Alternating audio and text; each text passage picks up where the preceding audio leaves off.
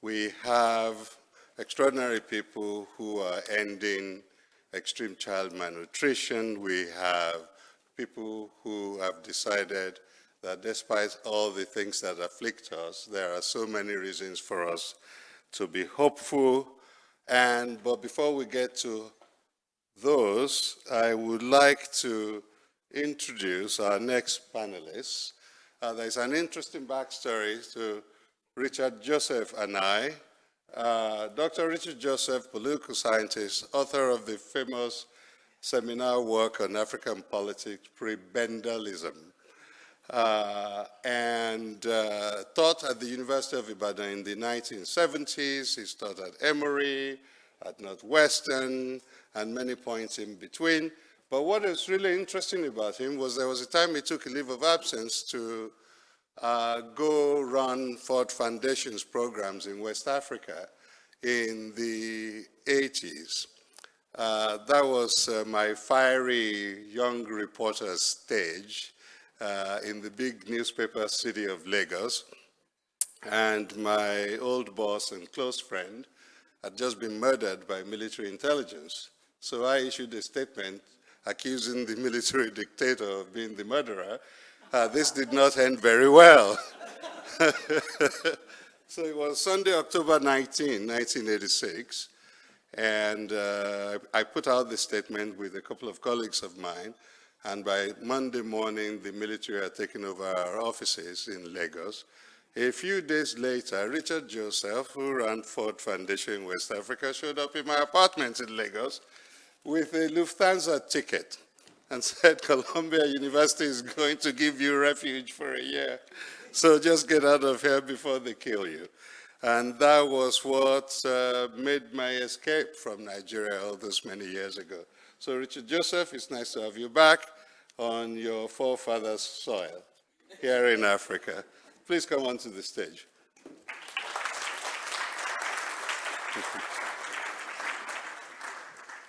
You used to be a lot younger than this, but so was I. And to have conversation with Richard, somebody with whom you're familiar from last night, I told him when he comes to Stellenbosch, he's going to have to sing for his supper. Nasir El-Rufai, please come on to the stage.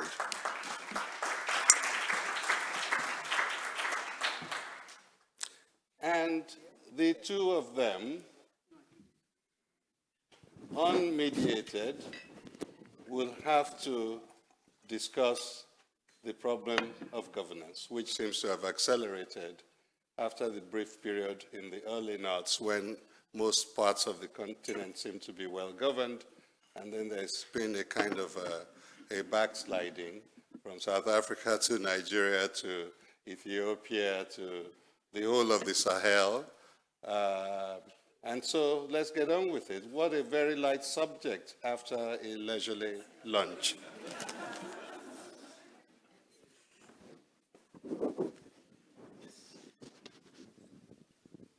Okay, I believe I'm live. Okay. Greetings to all of you. I see the light is coming through some here, over here on the left. So I know that's Professor Ole Schinker. And this is such an extraordinary, pleasure and privilege to be here. To have Malam El-Rufai, we've known each other, but at a distance. And in fact, this is the first time we've actually been together, but we certainly know of each other. With Dele Olojide, I was just saying to him what a story he has to tell, but also Amma Hogan. And as we were saying last night, always reminding Dele that I met Amma before he met me when she was at Sussex. So it's just a wonder to be able to see you all again. It's left up to us to sort of make use of this time So I'm going to plunge right in.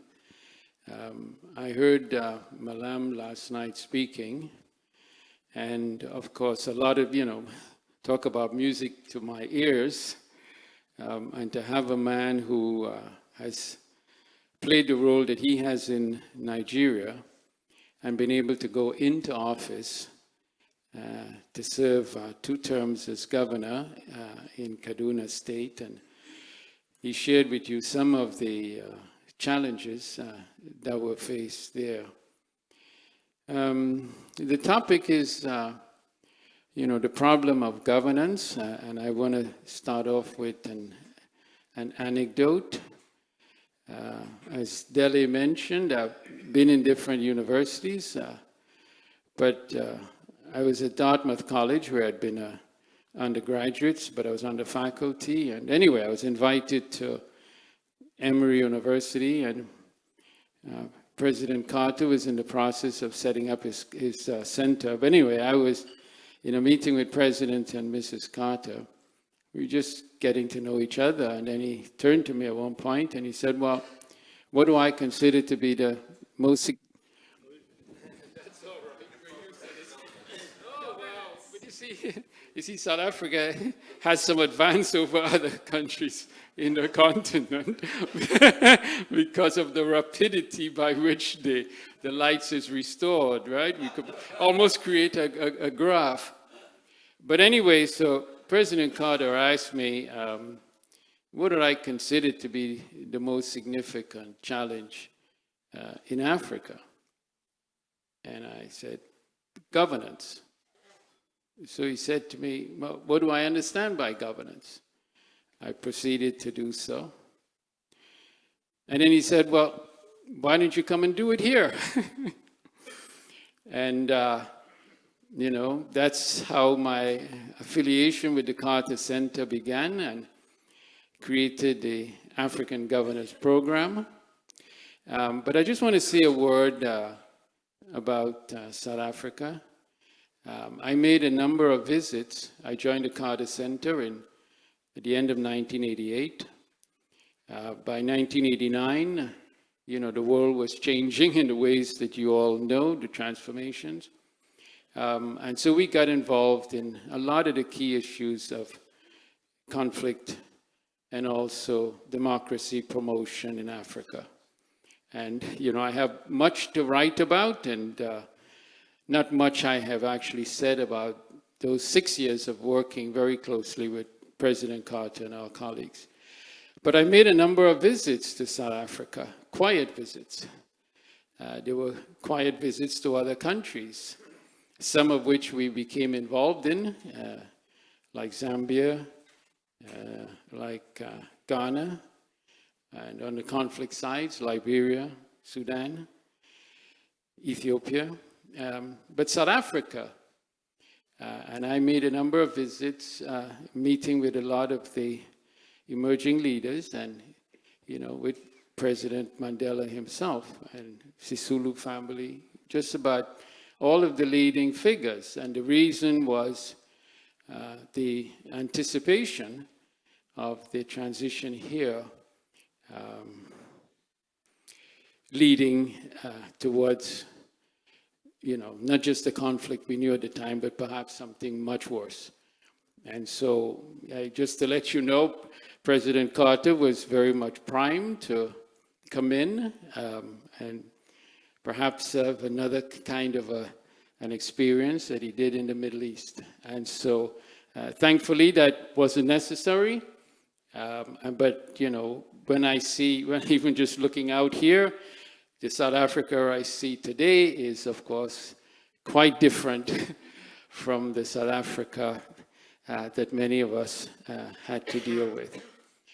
All right, I have some notes but I'll just speak extemporaneously. Professor Wole Soyinka,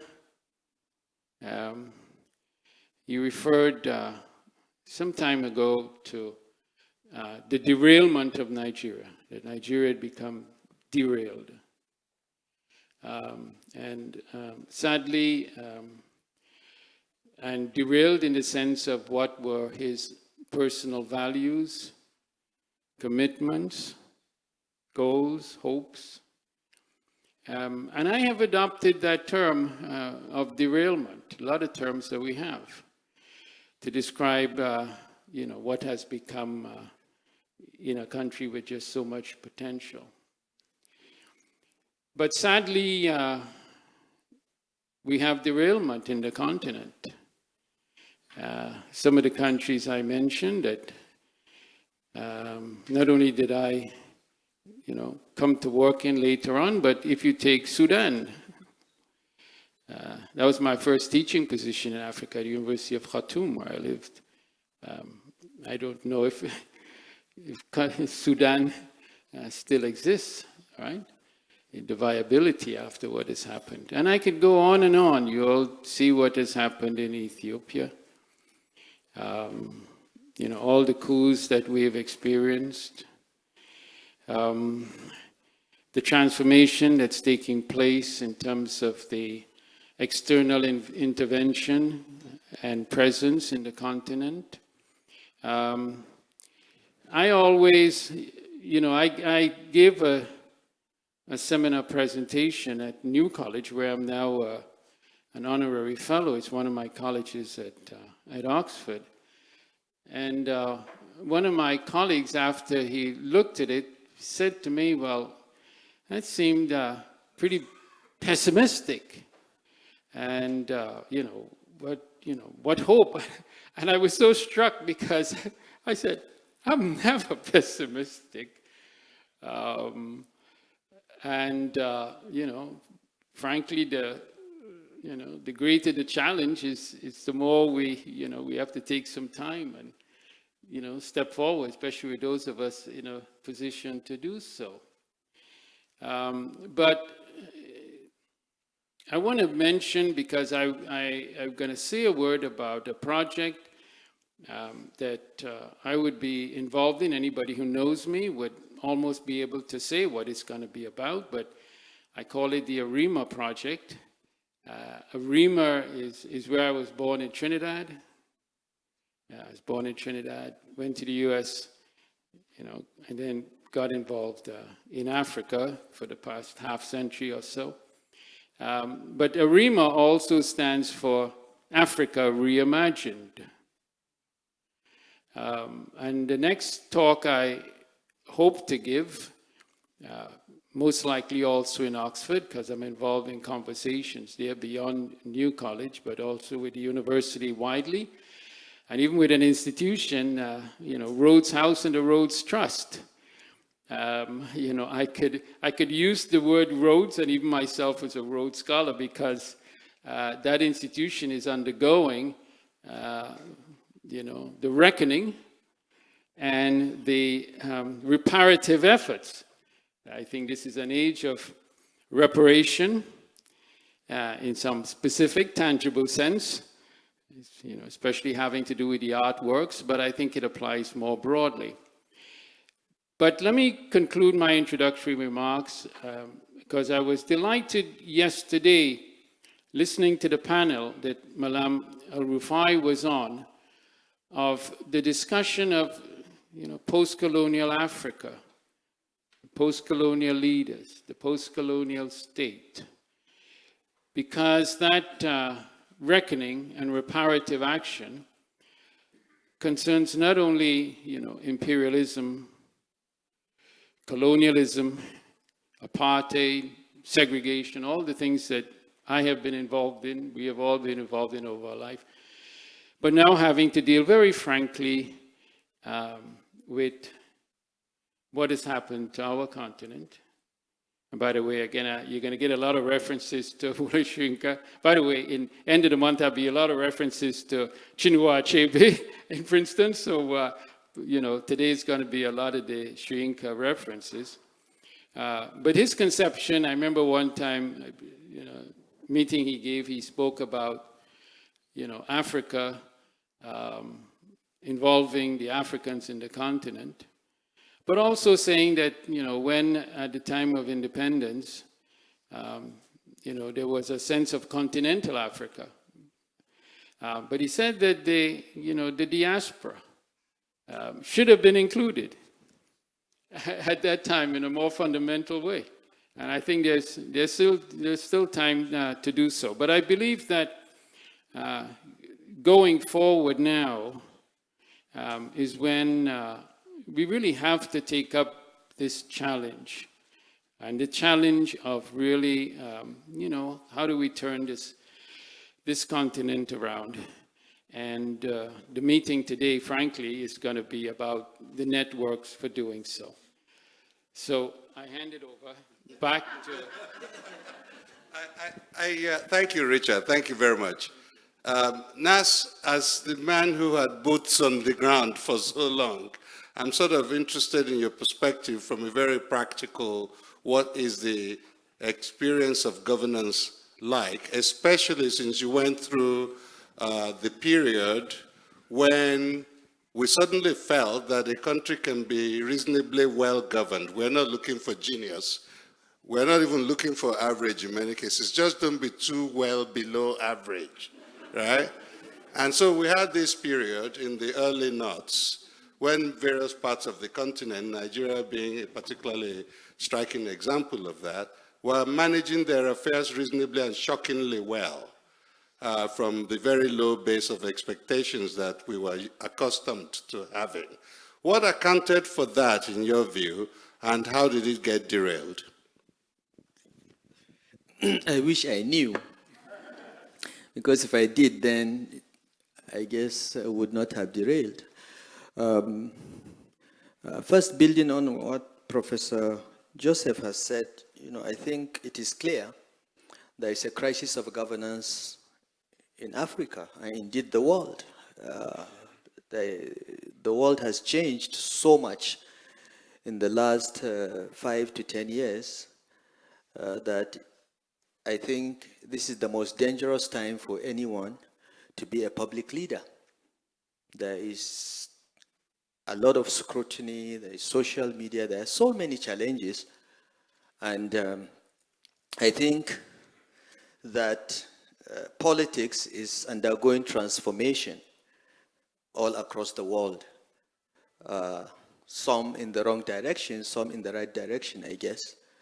And we all don't know how it will end. In the case of Nigeria, when we finally got the military out in 1999 to start our fourth republic, we went back and brought an old soldier who had ruled as a military head of state in the 70s to be our president. And he came back into office with 1970s lens. He wanted state-owned enterprises to remain in state hands. He wanted to run the country the way he did pretty decently back in the mid-70s. And wasted 4 years achieving very little other than traveling around the world.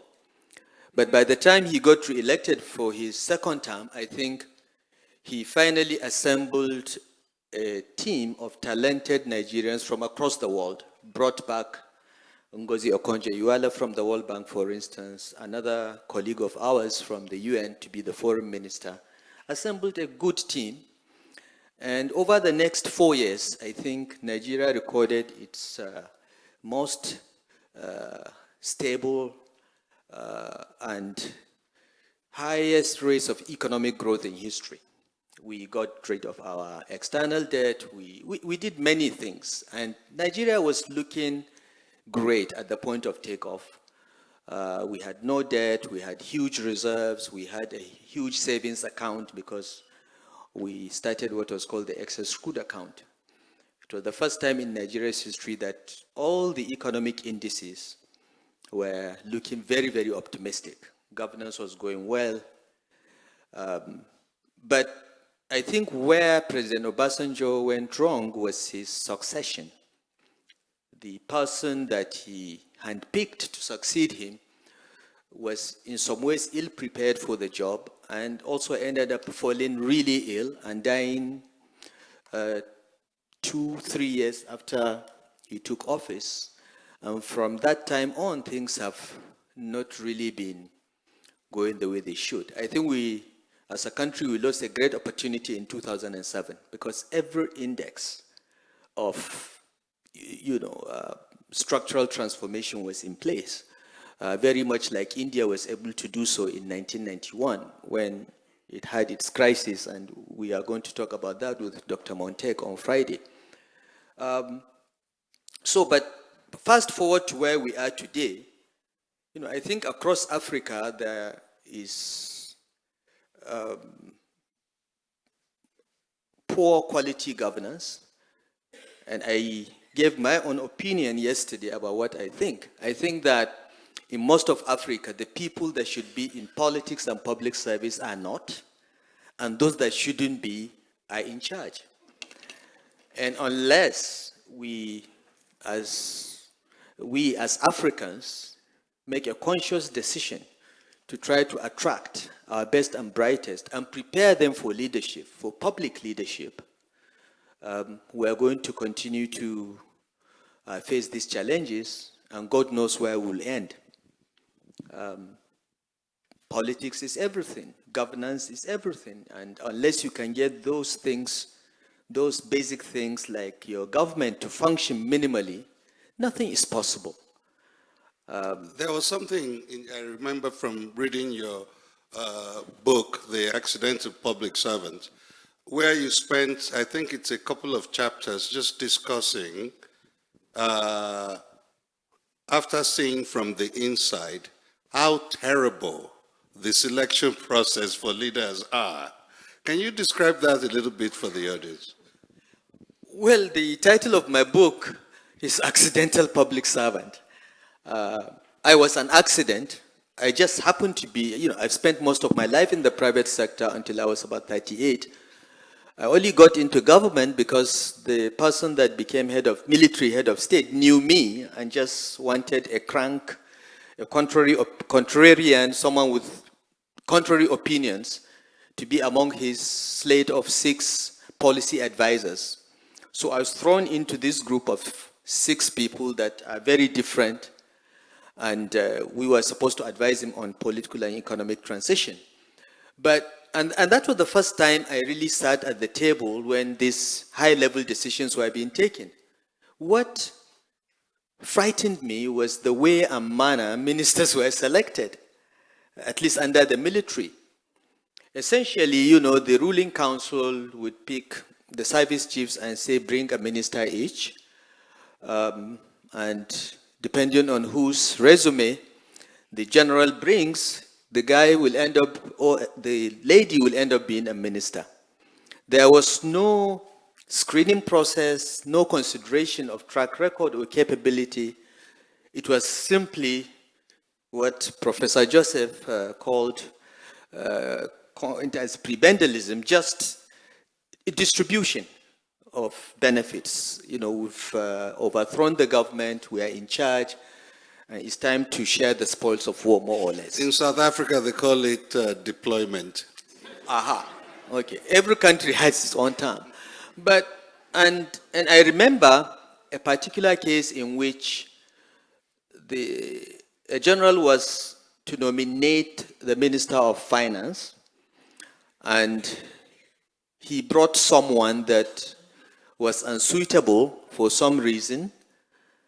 And I just mentioned the name of a guy, and the people were saying, okay, so who do we put in charge of this? And I mentioned someone who had been suspended by the previous military government as deputy governor of the central bank because he refused to make a payment that he considered illegal. So he was suspended. Luckily for him, the head of state died 2 months after he was suspended. And I mentioned his name. I said, what about this person that was suspended by late Abacha?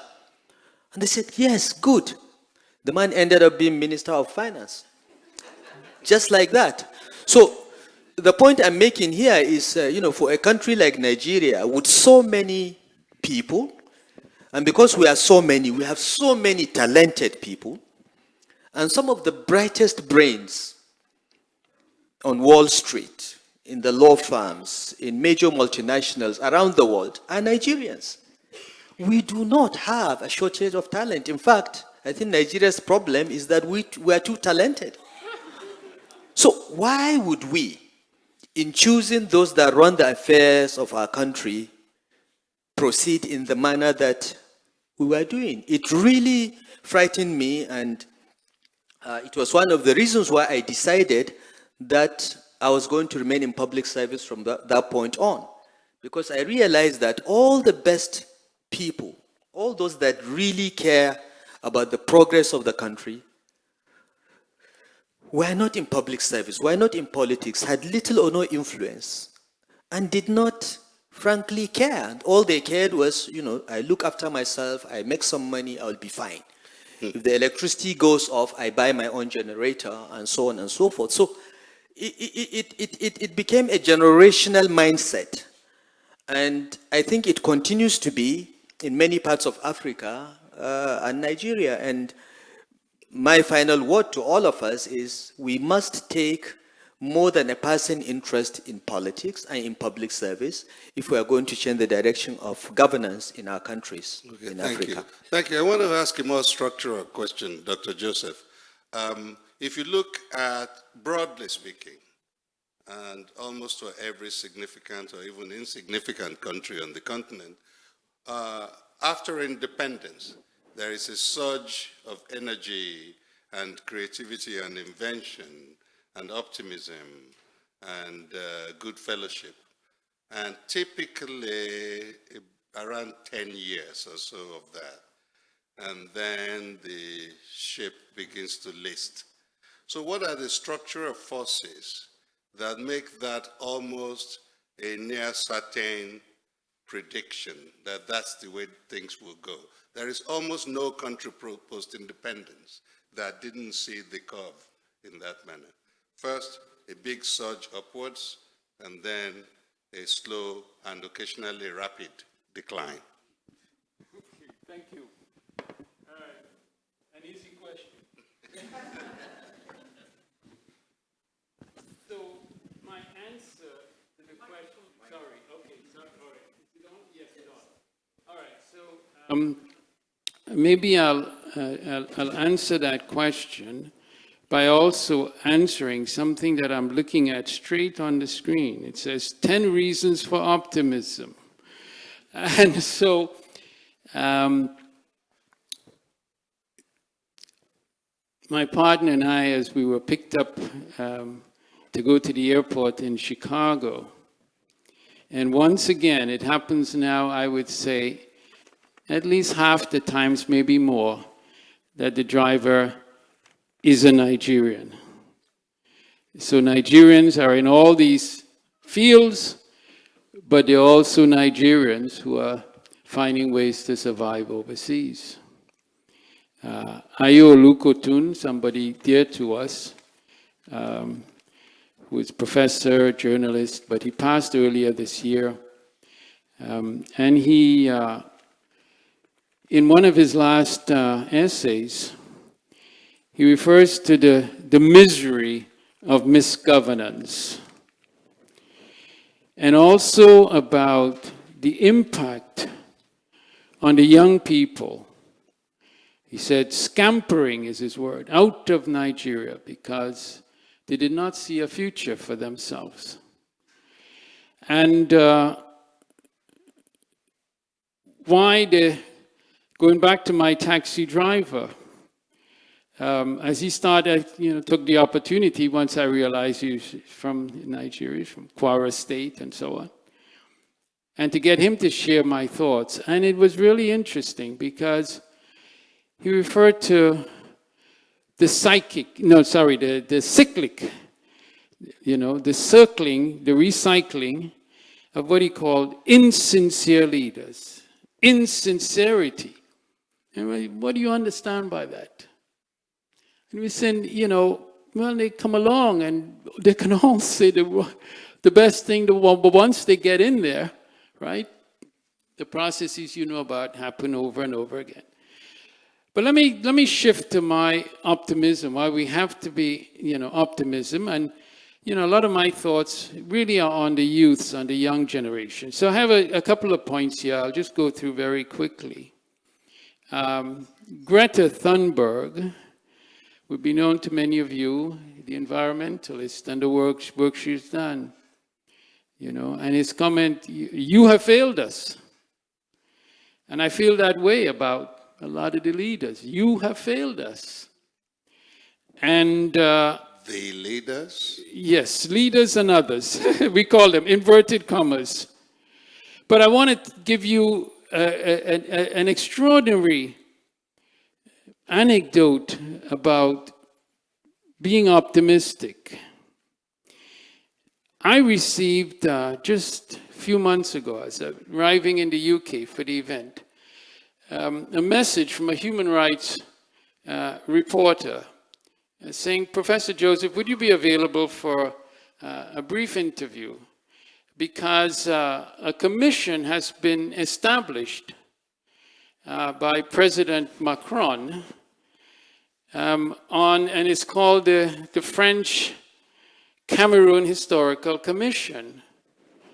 They call it historical. I gave it the name Truth Commission, which will be familiar to you all. And it is to look into what happened in Cameroon and why there was so much violence associated in Cameroon and the repression. So here, this was the topic of my research. Beginning at age 23, I had to look after it. And then continuing to my doctorate, my work on Cameroon, and my first writings. Most Nigerians think of me of Nigerian work, but Cameroonians know me of my Cameroon work. So about being optimistic, how would I have known that 4 decades later, having finished this work, published it, that now there's going to be a commission, a 15-person commission, Cameroonian and French historians, looking into what happens. And just before my way here, they wanted to know, they want to have a special session to talk to me. So I want you all to just realize, you know, that the good work and struggles that we do, you know, can come along later on. I'm a little skeptical about that, Dr. Joseph. Go ahead. Allow me. Right, I know it's your business. The reason for my skepticism is this. Yes. If we are trying to figure out a way to have good governance now, Right. to educate our children, to keep the people safe, Right. to create conditions where they can have money in their pockets so they can feed their families. Right. It seems to me perhaps of doubtful utility if we do not actually have people doing work now, right? If you live in parts of Mali or the Sahelian belt in general, things are pretty tough for you, right? And no matter how resourceful you are, your chances are fairly limited. So we need people to be able to go in there to stabilize things and solve problems, starting with keeping the people safe so they can go to their farms, so they can make a living, so they can care for their children. All right. Now, so all these historical commissions, I'm highly skeptical of them, of course. But let me speak to your skepticism, Mr. Olojede. Neo Sundari, Yes. one of his poems, he has this phrase that on lamps of the past, lamps of the past. You have also gone to the lamps of the past. I'll give you some specifics from your own story. No, you are the African continent in many ways. You know that story you would tell about how, I don't know if it was your father or your uncle, going to buy the newspaper, and if the vendor was away from his spot, he would actually just put the money in the cup, take the paper, and leave it as a way of saying... It was a honor system. Yeah. It was. But I'm saying to you, even today, because, let me just say, this commission is looking at what happened. But you know what regime is in place in Cameroon and where it came out of and why that leader's been there for 40 plus years, right? And so the lamps of the past, you know, what with the ideas, right? That they are very much, part of our present. But let me finish my point, sir. It's very quick. The first one is what I call reverse the pyramid. In other words, the way in which power goes up, resources go up. You talked about my prebendalism work, but I wrote Affluence and Underdevelopment, one of my first pieces on Nigeria. Right? How do we reverse the pyramid? The second one from yesterday, you talked about the importance of returning power to the people. As a publication I had at the Carter Center called Africa Demos. And again, referring back to Wole Soyinka, there'd be a lot of Wole Soyinka, by the way. I even had a book I was bringing to read, but I had too many books.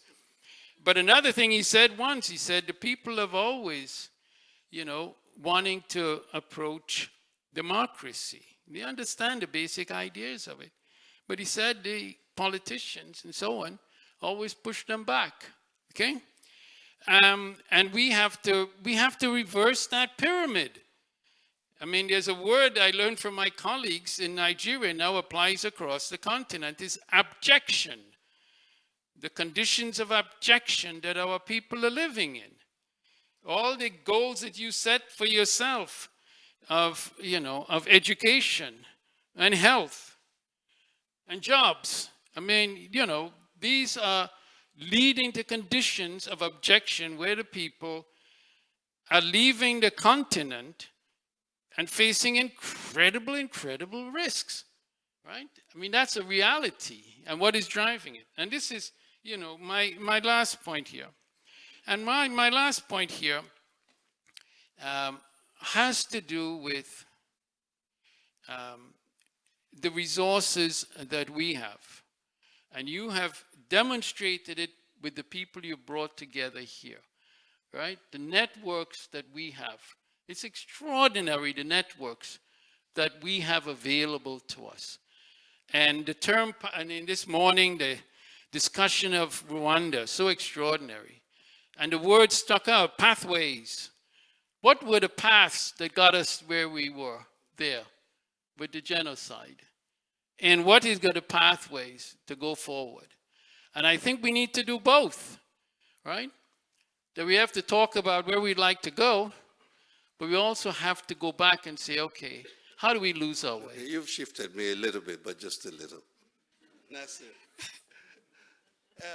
one of the things I've always argued with you about is the idea of what are those areas where we invest a lot of our energy and intellect and passions, but that may prove not to be structural in nature and therefore susceptible to easy reversal.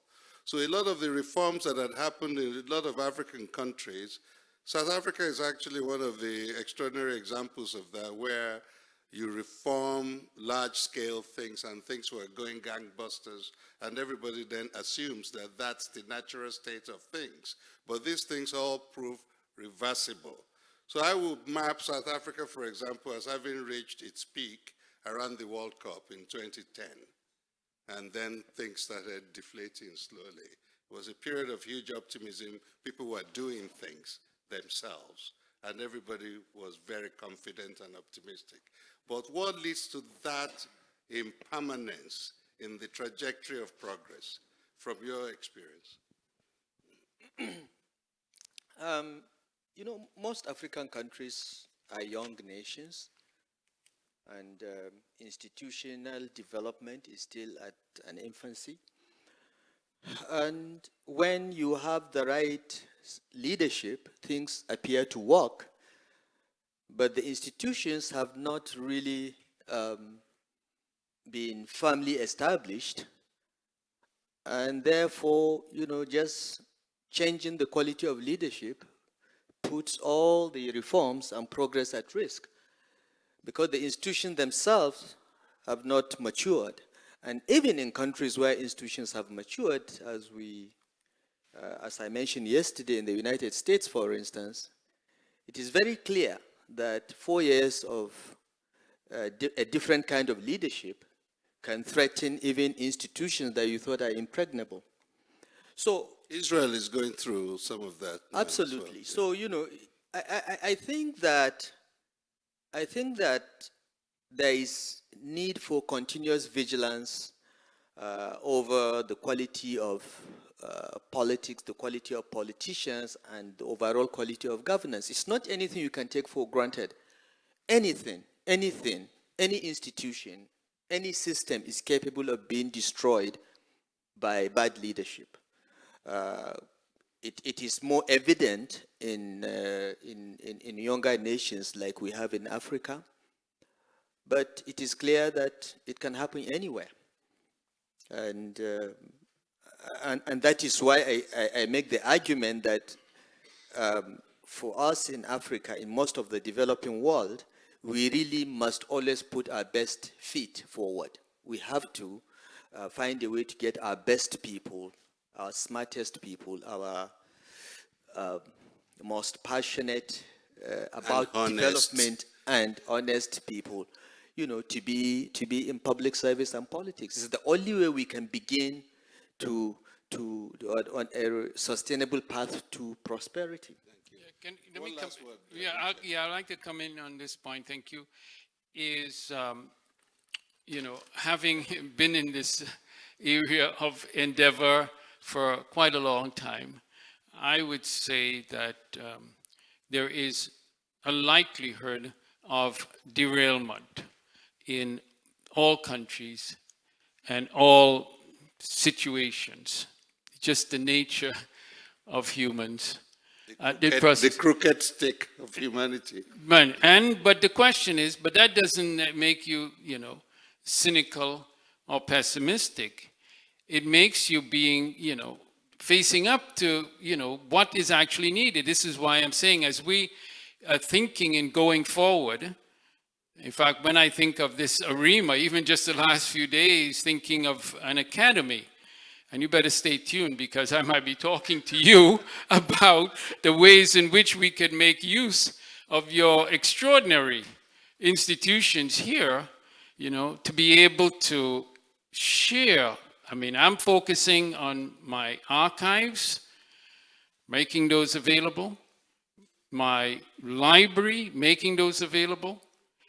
You can see the chronicles that I'm going to write about some of these experiences. And lastly, the dialogues. And being able to say that we now have to use these experiences that we do have, realizing that it will happen again. It will happen over and over again, right? Bill Clinton, I heard him speak in Oxford not too long ago, and he said, you know, that, well, you know, I could have done this and I could have done that and I could have done the other, but, you know, I had to deal with the fact that, hey, there's a Washington Post, there's a New York Times.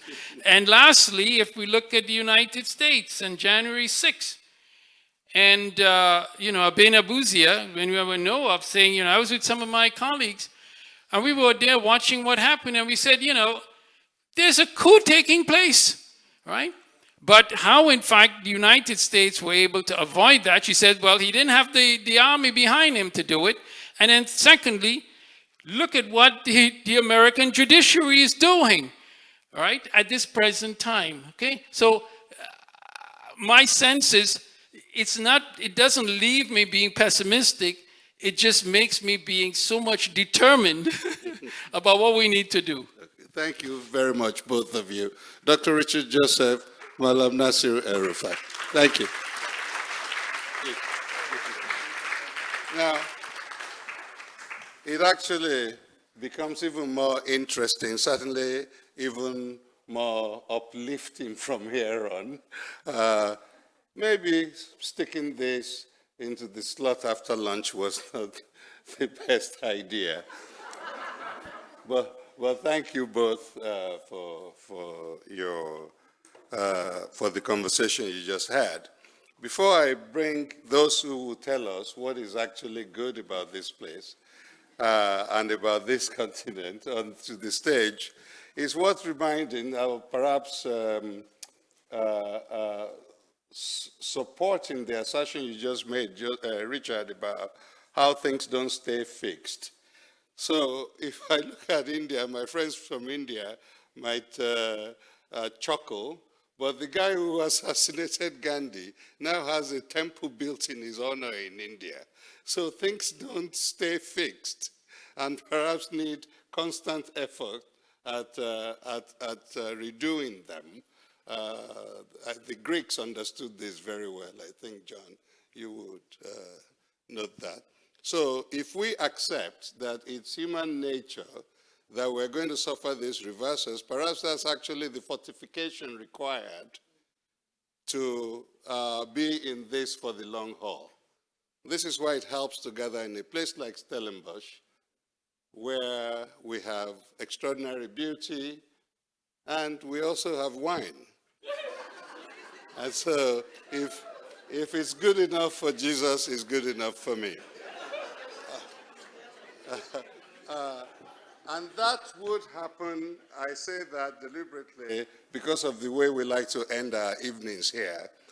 After we have gone through the extraordinary highs of listening to the lives of Wole Soyinka later this evening, and we all go out to dinner and reconverge in what we call the Shebeen, for the Shebeen sessions, and we let our hair down, if we have any hair, then the process of bonding accelerates. So I encourage all of you to try and maintain the staying power required to show up at the Shebeen after dinner, where you will have a little bit of live music and you can meet people you've never met before and perhaps build collaborations across generations and across geographies. So thank you, Richard. Thank you, Nasser. And I will ask you to gingerly step off the stage. Thank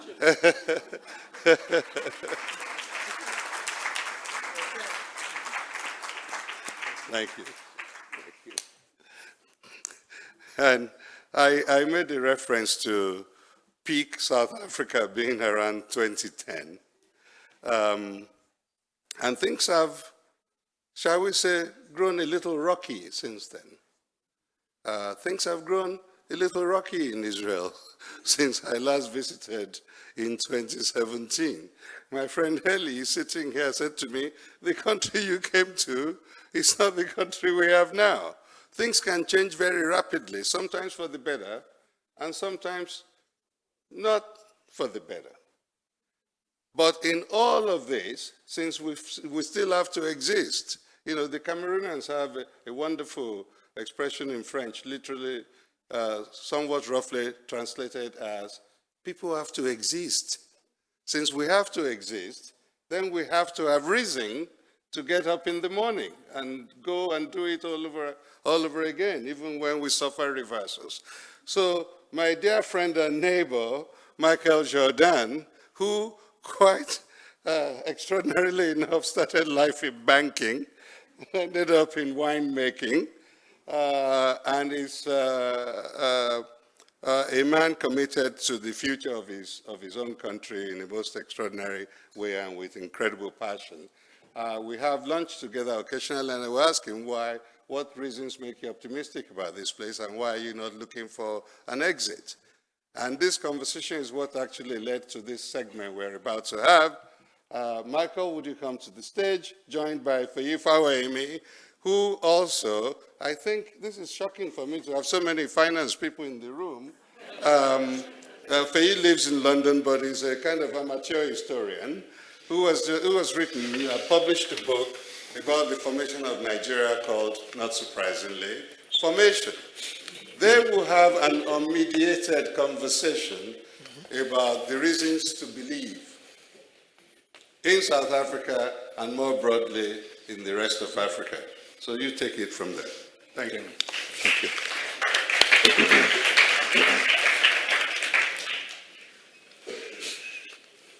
Thank you, Dele.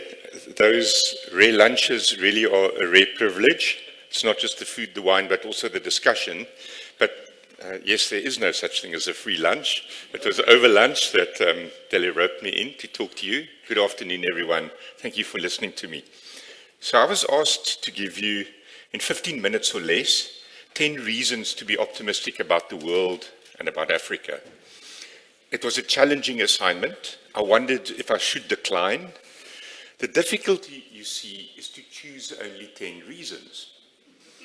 Now, I could put on a motivational speaker hat and talk to you about seeing the silver lining, about seeing stresses as opportunities, or to practice self-compassion, or to let go and not dwell on things that you can't change, or to practice gratitude. And all those things are great. So a positive mindset is not a bad thing to have. But I'm not here to talk to you about the power of positive thinking or any of that self-help woo. I want to give you 10 concrete reasons why the prevailing negative, pessimistic state of perceptions about the state of the world, of Africa, and even South Africa is just plain wrong. There are two ways to look at the world. One is through the lens of pessimism or scarcity. The other is through the lens of optimism and abundance. Now, viewing the world through the lens of scarcity is a perspective that has in fact profoundly shaped human behavior, societies, and economic systems for millennia.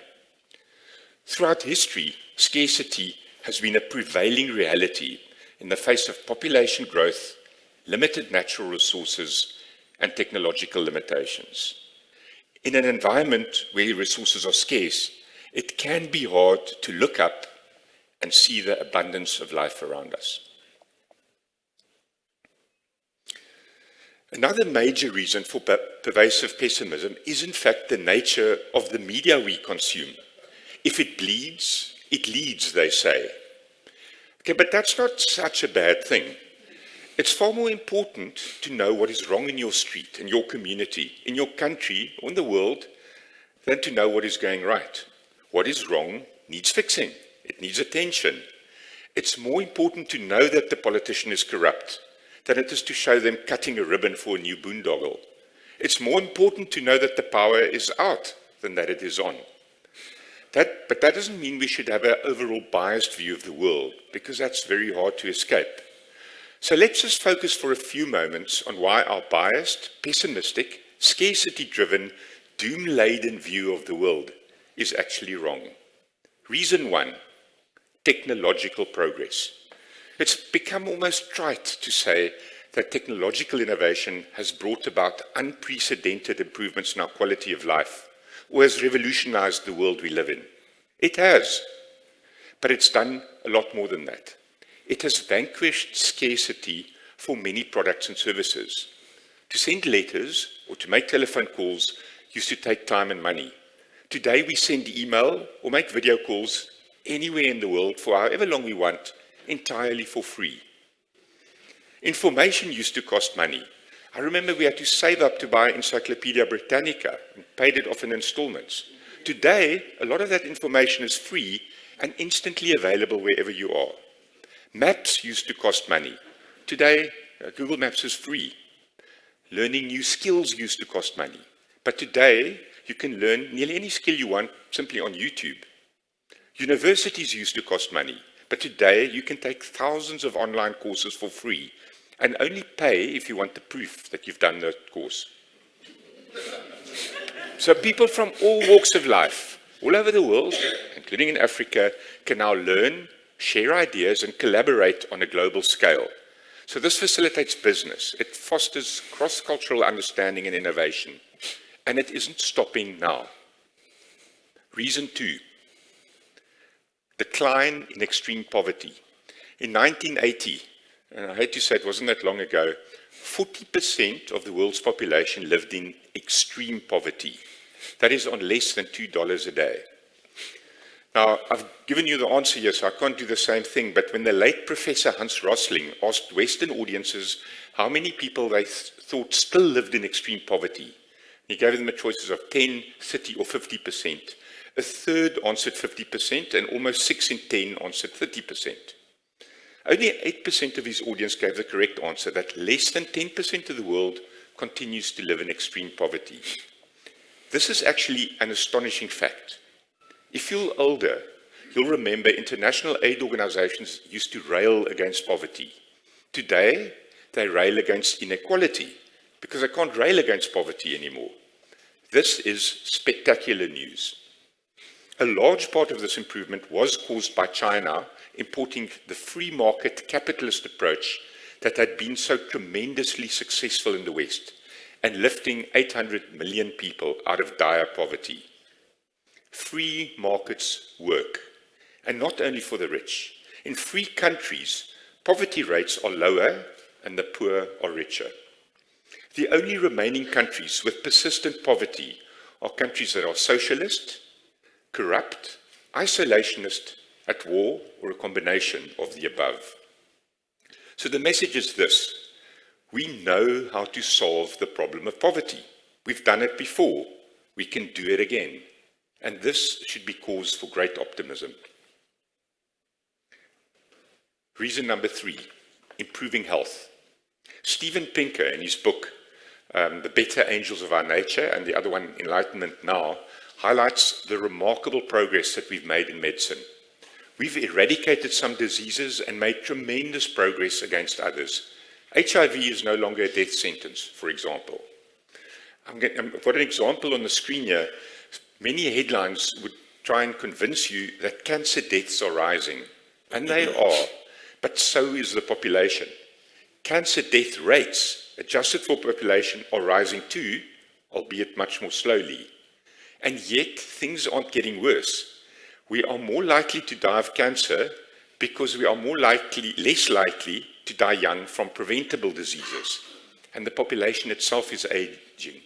So when you adjust for the fact that there are more people and you adjust for aging, 2019 cancer rates were actually 15% below the 1990 level, so down. Today we have better medical technology and new techniques for minimally invasive surgery that reduce both the risk of operations and the recovery time afterwards. New genomic techniques are promising breakthroughs against cancer, antibiotic resistance, diseases that have eluded medicine in the past, and even aging itself. Mental health is an active area of research. If the 20th century was the century of physical medicine, the 21st century seems set to become the century of breakthroughs in mental health care. And this shows up in all types of statistics. We are healthier than ever before, and we are getting even healthier. Reason 4, scientific progress. So both technological advances that I spoke about earlier and healthcare advantages flow out of a broader intellectual tradition. Enlightenment values, particularly rational thinking, empiricism, and the scientific method, underlie most of the breakthroughs that we've seen in medicine, agriculture, technology, energy, materials, food and transport. I studied science at school, but no one ever stopped to say it's really about the scientific method. It's not about your opinion, it's about facts and the conclusions that you can draw out of them that are unfalsifiable. Fortunately, what we see today are growing investments both in public knowledge, that's through government support of universities and research, and in private research and development. To give you one interesting statistic, in 1990, there were 129 patents issued for every million people in the world, 129. In 2020, there were 294. So it's more than double the number of patents per capita over a 30-year period. And of course, the amount of people have also increased in that period. So science is not done. It is alive and kicking and reaching for the stars. Reason number 5, environmental progress. So obviously we're inundated with tales of environmental woe, and we surely have problems to address. But that masks the very significant progress that we've made since the first Earth Day in 1972. In rich countries, air quality has dramatically improved due to stricter regulations on pollution. So there is, and this is an important point that people don't know, in general, a positive correlation between prosperity and environmental performance, as this graph shows. Reduced sulfur dioxide emissions has alleviated concerns over acid rain. The Montreal Protocol successfully curbed ozone-depleting substances in the atmosphere, and the ozone layer is now showing signs of recovery. Today, China is showing a rapid improvement in air quality, with annual pollution figures having fallen between half and three-quarters between 2013 and 2021. Renewable energy, such as solar and wind, has grown sharply over the last 2 decades. Even nuclear energy is starting to see a long overdue renaissance. So in sum total, there is a greater global awareness of environmental issues, leading to increased public support for sustainable practices, environmental protection, and conservation efforts.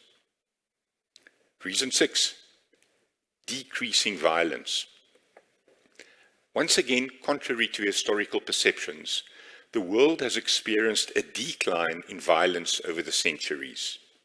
So while conflict and violence persist, very sadly right now in the Ukraine, data shows a decline in large-scale wars and violent crime in many regions.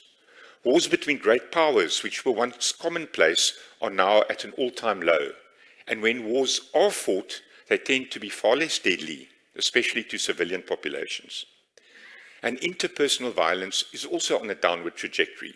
The global homicide rate, which was 7 per 100,000 in 2001, declined to 5.8 per 100,000 20 years later.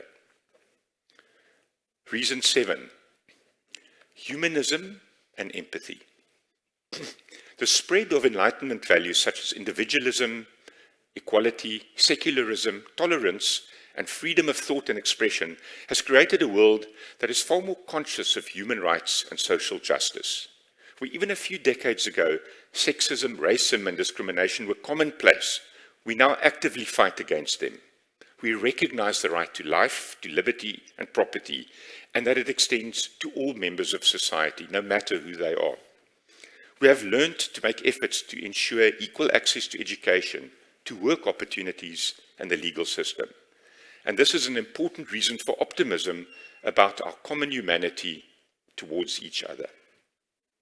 Reason 8, a decline in natural disaster deaths. The 20th and 21st centuries have witnessed a remarkable decline in natural disaster-related deaths, reflecting advances in technology, infrastructure, early warning systems, and disaster preparedness. We often hear horror stories about extreme weather, but in truth, we are more resilient against weather-related disasters than ever before. The reduction in natural disaster-related deaths since 1900 is a testament to human ingenuity, to collaboration and adaptability. It reflects our ability to learn from past tragedies and develop strategies to protect lives and properties, even in the face of nature's most formidable forces. Reason 9. South Africa is richer than you think. South Africa is large. It's more than twice the size of Ukraine, the largest European country west of Russia. It has a decent level of infrastructure, and even if some of it has fallen into disrepair, it can be fixed. It has an excellent financial and banking sector, and Sandton is arguably the financial hub not only of South Africa but of Africa. And importantly, South Africa is not a one-trick pony, I should say. It doesn't just have gold or oil or farming. It has a diverse economy that, besides agriculture and mining, includes manufacturing, services, telecommunication, tourism, and technology. It is an excellent tourist destination, as you will hopefully experience here in Stellenbosch.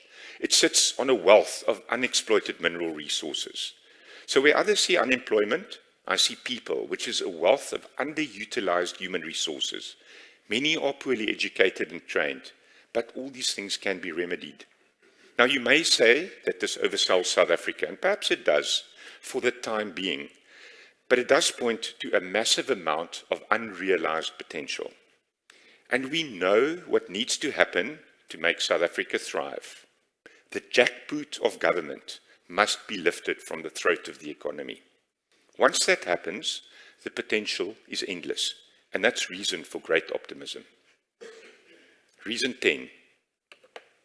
Africa is less risky than you think. Now, Africa is even larger than South Africa. I kid you not. But it's also larger and more populous than all other continents except Asia. It doesn't look like it because of the Mercator map projections that make those rich countries in the north look more important than they really are. You can fit the United States, China, most of Europe, Japan, and the UK into Africa with room to spare. The view of Africa as a high-risk basket case is at best out of date and probably was never particularly useful. Why? Well, first, global risk is rising fast. Many of the risks that are often cited as reasons not to invest in Africa, political risk, inflation risk, currency risk, interest rate risk, and even risk of military conflict, are becoming just as serious in advanced economies. Second, African risks have in fact been declining, with stronger governments, more stable political institutions, stronger rule of law, robust demographic growth, diversified economic progress, increased trade, new infrastructure, and good old-fashioned human ingenuity and striving. Sure, there are difficulties investing in Africa, but African management teams are well acquainted with these difficulties and skilled at finding ways to work around them. So, the returns in Africa remain high and rising, while the risk differential with the rest of the world is decreasing. That makes Africa very attractive to a diversified foreign investor. So, those are 10 reasons for optimism. I could list many more. Now, optimism is in fact a strategy for the future, because unless you believe that the future can be better, it's unlikely that you will become successful by making it so. If you assume that there's no hope, then all you can do is watch the world around you fall to pieces. If you have hope, you will build new things, maintain what works, and find alternatives to what doesn't work. And if you assume that most people also want to see a better world, a world of freedom and prosperity and open markets, then you will find opportunities to help them build this world. So if all of you take the optimistic view, my money, and I mean that literally, is on your success and the success of our country and our continent. So optimism won't change the world because of the power of positive thinking or any of that feel-good mystical nonsense. Optimism will change the world because it's true. Thank you.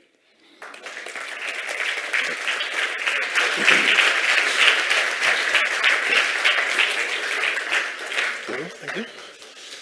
Okay. Is this working? Okay, cool.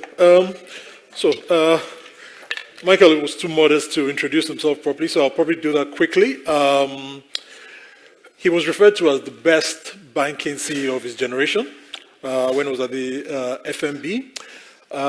If when he became CEO of FNB, you bought one share of the bank, 5 Rand, and you sold it when he left, you would have been able to sell it for 35 Rand. So that was his performance over the best part of 10 years. He grew the customer base from 4 million customers to over 9 million, and they won several awards, including the Global Award on most innovative bank in the world at the time. He left FNB in 2013, and what is most interesting, and if you want to feel inadequate, is that when he left, he was 45. So he started off at 36, thereabout, and since he left the bank, these days he's a venture capitalist or an investor. And so far he's invested in companies as varied as a chocolate maker, education, cryptocurrency, AI, and of course, digital banking. He obtained a PhD here in Stellenbosch, banking supervision, and if you follow him on Twitter, you will find wisdom on all sorts of things, from wine. I think my favorite one I liked was how to pair wine. So if it tries to kill us, you pair it with red. And if it runs away from us, you pair it with white. So I'll remember that one anytime someone gives me some kind of meat or something to eat. And if you follow him there, you find recommendations on books and everything. So thank you once again, Michael. And right, so you've given an overview of optimism, and a lot of them are on the global picture. To localize this to South Africa, and I'll lay my cards on the table. So on the way here, I flew in yesterday, and I read an article in the Spiegel, The subtitle was The Slow and Steady Demise of South Africa. And it was really bleak, really, really bleak. And it's not new. It's a growing genre now. You know, you can find, there are a lot of articles out there, writing out there on, that are really negative on South Africa. You know, a lot of things happening. And you don't have to look far to find them. So I've read quite a few of those, and it can be very difficult to be optimistic if you consume that type of content. So I think my first question to you would be that when you look at all the negativity about South Africa that is consumed, sorry, I should say I live in the UK. When you look at all the negativity about South Africa, there's a running theme of a breakdown, withdrawal, or a general lack of state capacity in a lot of areas. So, I mean, one line in that article that just stayed with me, I found it so bleak, was that South Africa now exports more copper than it mines. And the implication is that people are digging up copper and literally exporting the country's infrastructure.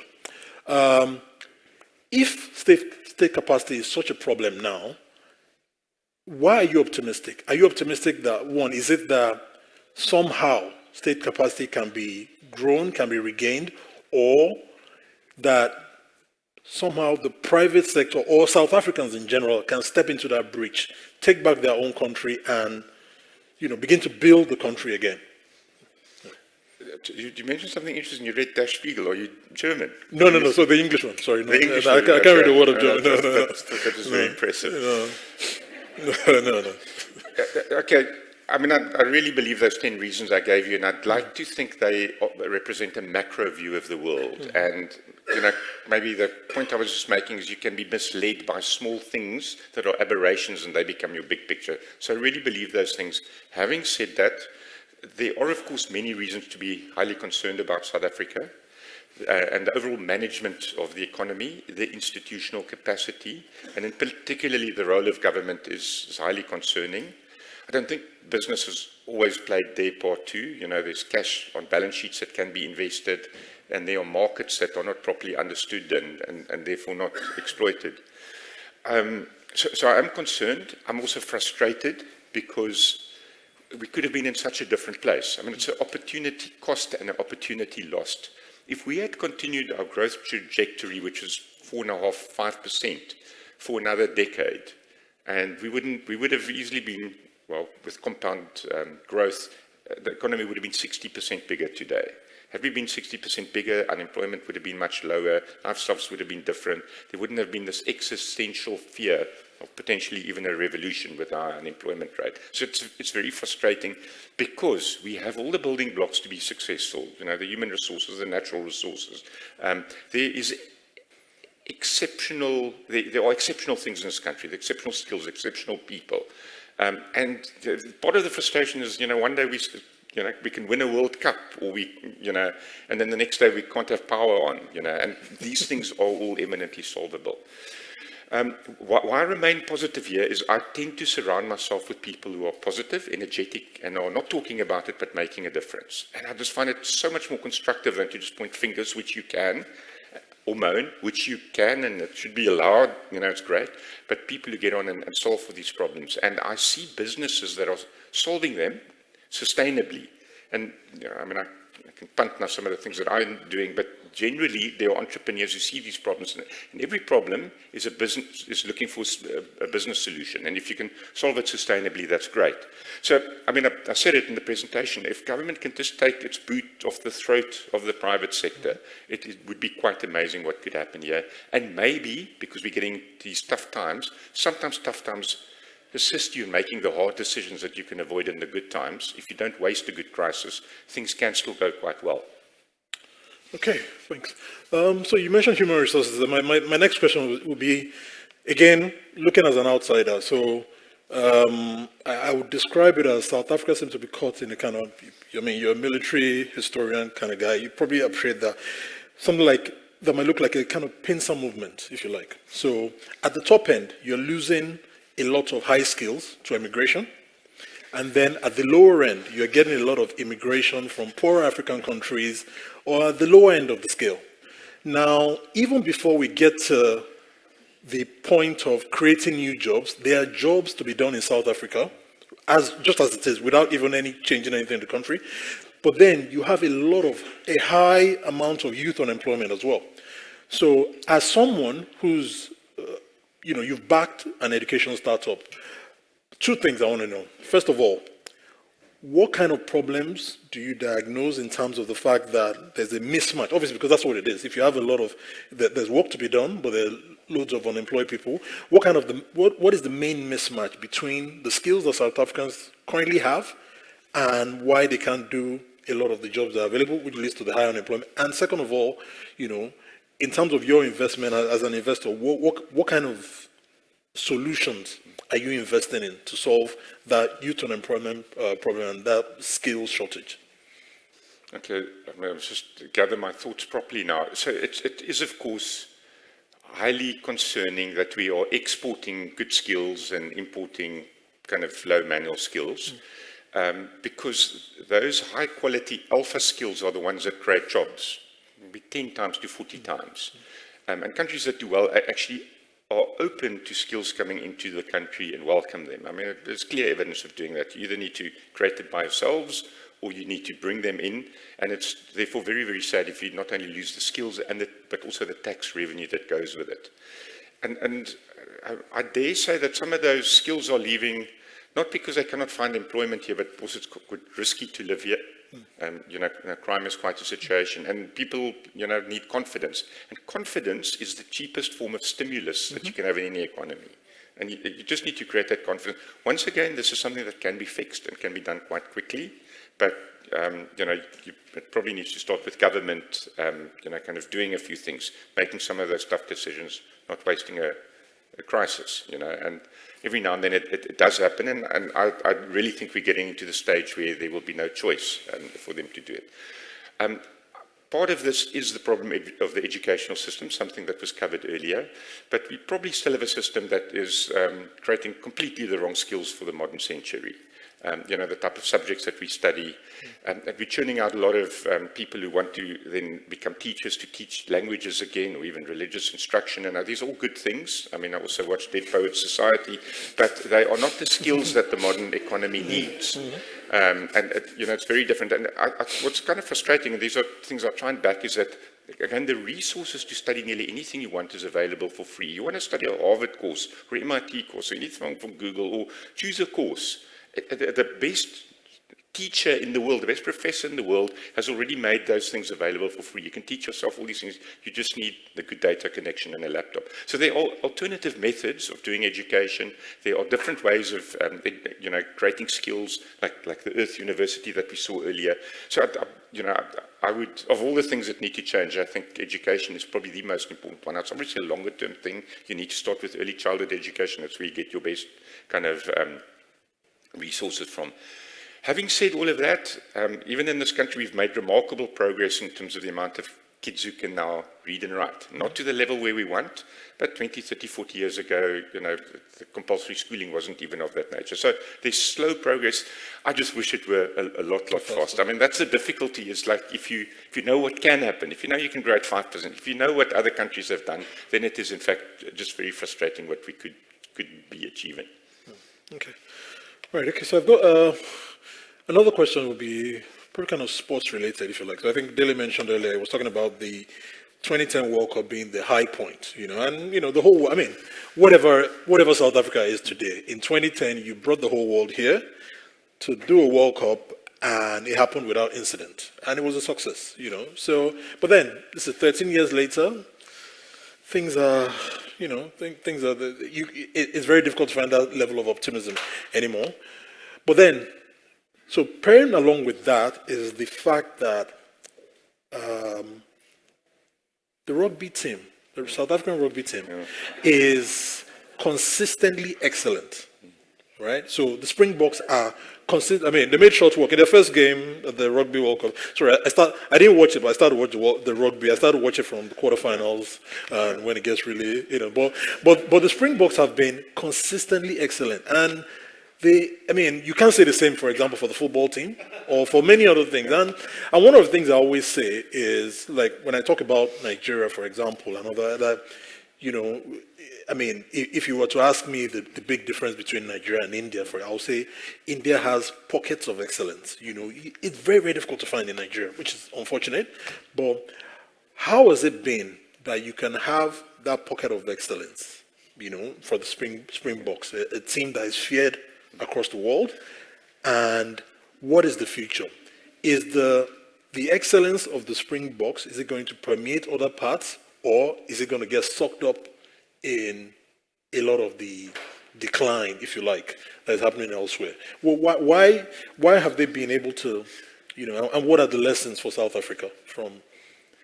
So first of all, if Nigeria were to play rugby, Nigeria would do so incredibly well because people are so big. I mean, like whenever I'm in Lagos, I have to look up to all the ladies. It's a trend happening. It's a trend happening now, actually, where so there's a former Nigerian British guy who played in the NFL, and now he's done a kind of like talent program where he comes to Nigeria, and it's incredible. This year alone, I think he's taken about 6 or 7 people just to America, and they're all in the NFL. So basically, he just sends scouts around, and he sees. The funniest bit of it is he's picked up people playing basketball, you know, and he says, "Look, I think you'll be good for American football." And they get to America the first time they ever hold an American football in their hand, and next thing they're in the NFL. So I think maybe you might be right. Well, go on. Sorry. So rugby, I mean, don't want to jinx it. The World Cup's happening right now, and you know, we think we've got a 2.5% chance of winning. Not we, the market thinks so. And it's a remarkable, inspirational story because a completely diverse team, diverse in every respect, not just like color, but sizes and, you know, where they come from, read by a really, really remarkable captain who's, you know, kind of an example of what leadership should be like. But it's a passion, and it's got a very long tradition here. Actually, you know, for what it's worth for the Buffs, a lot of it also actually came from the Afrikaner, white Afrikaners, which were oppressed by the white English. And this was their opportunity to take on the colonialists in a sport, but it was equal, you know, 15 against 15, and the rules are the same. And that's partly the attraction now, also in sport now, is you can take on these big nations in the world, you know, nothing more fun than beating the English, you know, and it's a new form of, like, we don't have wars anymore, but you have 15 people fighting it out for you in the field, and people get very emotional about it. The point I really wanted to make, if I can just extract it a little bit larger, all we need, South Africa, all Africa needs, is to be able to compete freely in the world in those areas where we're good. Now, Africa is really, really good at agriculture, but we struggle because of the very restrictive agricultural policies in Europe. The typical sheep in Europe gets more of a subsidy than a typical African gets, individuals get, in terms of aid. It's remarkable how protective they are. Now, we're not going to immediately compete in Europe against, I don't know, manufacturing cars or chemicals, etc., but we can in agriculture, yet we're not given the same equal opportunity to enter those markets as we are with sport. And that's kind of why we get so passionate about sport. Final point I just want to make, and this is maybe the important one for Africa as well. While we can point fingers at what other countries should do to help us, the fact that we've got so many borders, which are stupid borders, every single border that's been drawn in a straight line, and somebody else did it without any recognition of the rivers, mountains, tribes, languages, and so on. But these are now the borders we have in Africa, and they're quite difficult to change. I don't think we're going to change those borders, but we must make them less relevant by allowing free trade, free movements of capital and services across all of these borders so that Africa can become strong. And then there's rules that other people make for us elsewhere in the world become less important. So a lot of this is up to us to change. So I've taken the rugby metaphor quite far now, really, but we like the game, we like competing, we can compete, it's an example, and writ large, we can extend it to other parts that also make me optimistic. Right, so 15 rugby players on the pitch can compete with anybody else in the world on an equal footing. Correct. Right, okay, cool. All right, you're a believer in the private sector. Obviously, you've spent your career in the private sector, you're funding business there, but I dare say, on the continent, the view is slightly different. You know, so I mean, I'm originally from Nigeria, for example, and if I was to look over the last few years, what I see is a retreat of corporate South Africa. So in Nigeria, just taking Nigeria as an example, we've lost ShopRite, we've lost Woolworths, we've lost Tiger Brands, Sun International. I'm sure that there are some others, and even others that you expected might have grown much bigger, like maybe Standard Bank, or they just they found a niche and they're just happy to be in there. Is there something going on in South? If you believe in the private sector to do a lot of the heavy lifting here, is there something going on in South Africa that is causing a sort of inward turn in corporate South Africa, whereby, because the loss of South African businesses in Nigeria is not just a loss to South Africa, it's a loss to Nigeria as well. They brought skills. ShopRite did quite a lot, in terms of the farmers they enabled, the small guys who were selling to them. They raised standards and all that. So it's a loss to everybody that they've left. But what is there something driving this? Are they coming back home to focus on building South Africa and they don't have time for the rest of the continent? Or, what is the trend and what is going on there? I think the first one, we as business should probably point the finger at ourselves and be a little bit more humble. I think South Africans, when they expanded on the continent, were a little bit arrogant. Kind of thought they knew it all and knew the rules and so on. Instead of kind of checking it out, partnering, I think partnering is very good. Starting smaller. Some of the best acquisition strategies I've seen is where people don't immediately try and buy 100% or even 51% of a company, but have a smaller stake, maybe with kind of a path to kind of get there and to learn and to grow. I think that's the number one. The second one is the size of the opportunity. It's not yet that big, particularly in the formal businesses that you spoke about. So the economy still has to grow. And it's a lot of effort. I know it's particularly from a banking perspective, and Ku's here representing Standard Bank. Like every single country, you need to get a new license. And it's a huge amount of effort and overheads and regulatory interaction, and you need to have your local kind of IT deployment and so on, which makes it very costly. I'm saying this as yet another example of why we need this African free trade agreement. In Europe, if you have a banking license, you can offer your services across the continent, the European continent, and this should be the same case, not just for South African business, for all the businesses in Africa, to see this as one market. I mean, symbolically for me, it's so interesting that many African countries, if you want to fly from one country to another, sometimes even next to each other, you have to fly to Europe and then back to the country. You've seen that. It's interesting if you follow that sequence in telecommunication lines, it does the same thing. Those two countries aren't connected to each other. The cables, now we don't notice it, it's milliseconds and so on. So there's a lot that Africa can do to make itself more interesting, again, not just for South African businesses, because you're so right, the real beneficiary of all of this is the consumer. So I think it's a pity that it's not happening. So I'd say humility. Secondly, partnering, going in there kind of more incrementally. But then I do think there are issues where government support, institutional support, etc., does make it difficult for the outside parties to come in. You've seen it in Nigeria with MTN. I mean, I think MTN's overall a success story. Yes, obviously, very given a lot of connection to a huge amount of people. It's profitable. It pays taxes. It's been good for the shareholder, but it's been a difficult ride. Yeah. Okay, cool. I think final question, I think from me is pretty much like a straightforward one. Who is going to fund the rebuilding of South Africa? Who do you think, who funds, in your vision of the future, who funds the rebuilding of South Africa, or the building of South Africa? Infrastructure, do you see... Who funds it? Who funds it? Do you see it as, like the private sector expanding what is currently happening? I mean, you see stories of... insurance companies fixing roads. I'll say a bizarre thing, which you might sound counterintuitive, but the funds per se is not the problem. Capital is not the problem. There is actually a lot of capital. There's a lot of capital in the world. There's a lot of capital in South Africa. It's the investable projects with the risk that is low. And the point I made earlier about that you need to have confidence. Confidence is your cheapest form of stimulus that you need. So if you have that, I think it will be sorted. I think there are people who want to invest and to want to have returns.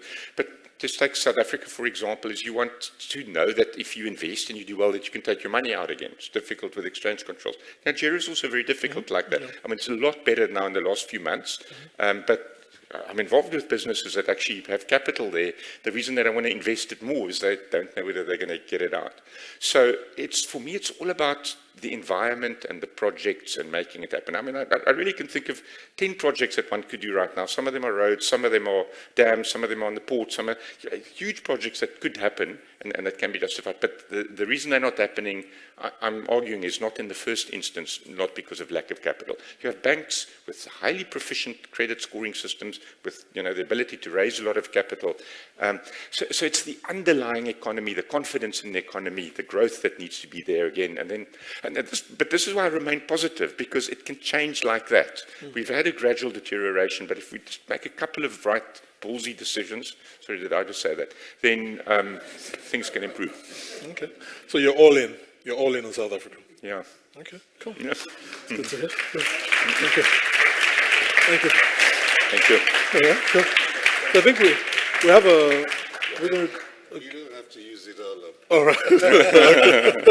Thank you very much. Thank you, Michael. Thank you so much. Thank you, appreciate that. Thanks for stepping Thank you. No worries. Thank you. Thank you. Double F. Yes, you didn't get to use double F. Okay. All right. So this is, I think, the right point to introduce our next speaker. She may be from Rhode Island, but she's actually from Tanzania as far as I'm concerned, because that's where her parents were from. Nevin Salem runs an outfit in Rhode Island in the United States called Edisia Nutrition. And it's quite a remarkable story when someone decides to take an impossible problem on, and how its magic can be possible. And on the theme of the things that leave us optimistic, that is very, very high on my list on our capacity to solve a problem from hell. And so, Nevin, come on up here and tell us what you've been up to.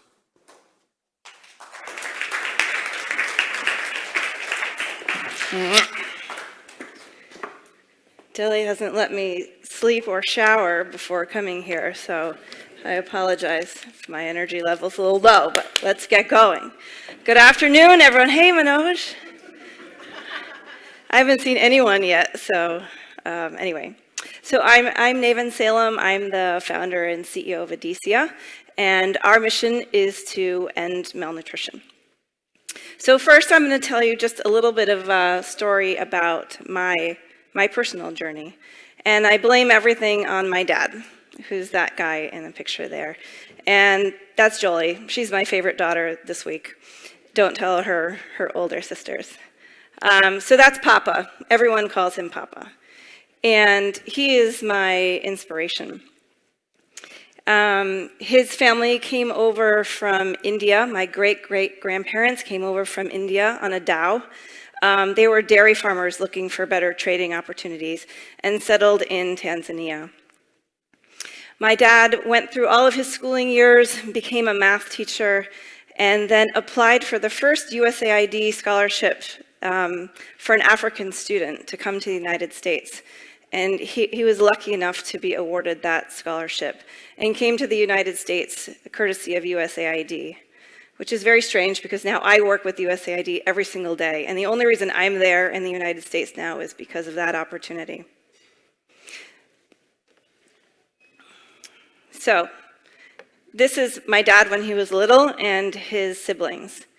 And my grandmother had quite a journey of her own. She actually had 6 children, and only 4 survived. 2 died under the age of 5. And so these stories are stories that I grew up with. And when I was trying to figure out what am I going to do in my next career, I happen to have 4 children under the age of 5 as well. And thinking about that population and some of the issues that especially children in Africa, in India, struggle with, that affect very greatly that under 5 population. So this throughout has been a very personal journey for me. A couple of things that I learned when I've been traveling, again, favorite daughter, Jolie, I don't know why we keep featuring her today, but I've dragged them all over the world with me through my journey over the last 16 years working in the malnutrition space. And one of the things that I learned when I first got started was there were two things that I noticed about malnutrition. One was sitting in this classroom with her one day and looking at the students. And I noticed that one of the students in the front row was just staring blankly at the blackboard. And what I realized is that student is not learning. They're not able to hear what the teacher is saying. And that's because they're stunted. You can't see that. It doesn't look like starvation or malnutrition, but their brains and their bodies have not had access to the vitamins and minerals and the nutrition that everybody in the entire world needs. And for me, that was an extremely heartbreaking thing to see, that later in life, anything after age 5, there's nothing that we can do about it. That child is lost. So no matter what we try to do with education or any sorts of interventions, it's too late. And so that's when I first learned that those early stages under the age of 2 are critical to developing that brain that's so important for the rest of their lives. The second thing was entering this hospital where actually many of my family members were both born and died in this hospital. But when I was in this hospital on this particular day, one story just stuck out with me so much that I can still hear it to this day. And that was hearing the cries of a mother who had lost her child to malnutrition. And those screams and those wails and those cries still are in my brain. And I thought, how can we be losing children in this day and age from something so basic as lack of an access to food and nutrition? And this is happening 8,000 times a day, even to this day. So how do we solve a problem that seems almost impossible or overwhelming if we look at the statistics? And so as I was wandering around Tanzania, I came across this factory. It's called the A to Z factory. It's in Arusha. And it's a pretty special place. One of the things that I noticed is that there were many people waiting outside of this factory. And I said, what are these people waiting for? And the general manager said, they're waiting for jobs. These are really good jobs. I was like, okay, let's go inside and see what we see. And in there were thousands of women with sewing machines. And so not only are these good paying jobs, but the magic was, what are they making in this factory? They're making something that happens to save lives, right? In this case, malaria and prevention. And I thought, this is the most amazing business model that I've ever seen. What if we take the concept of malnutrition, take this social entrepreneurial business model, and merge the two together to create a factory that can create foods that save lives, but also create jobs at the same time? Wouldn't we be able to address all types of root causes of issues that we're dealing with? And so that's what happened. So there's this little magic pack called Plumpy Nut. I didn't invent it. It was invented by a company called Nutriset in France. And what it is peanuts and milk powder and whey and sugar and vegetable oil and a million vitamins and minerals that can help transform a little person in a matter of weeks. It doesn't need to be refrigerated. It doesn't need to be mixed with water. Those are two things that were limiting this treatment for so many decades. It allows us to get to very hard to reach places, and it allows mothers to treat their children at home. They don't have to come and stay in the clinic. So it solved a whole vast array of problems, and it was very revolutionary at the time. So I started a factory in Tanzania because I went to school for that. No, I definitely did not. But life takes funny turns, right?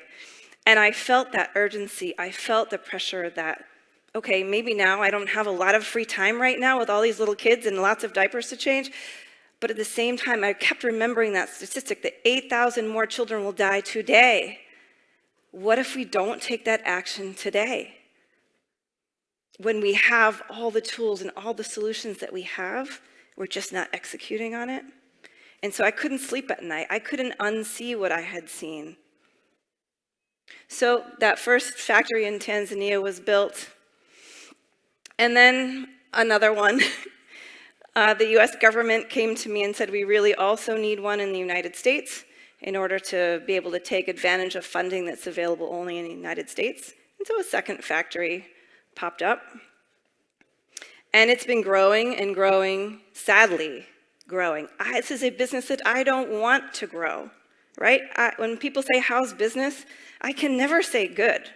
If we're scaling up, it's because the need is growing.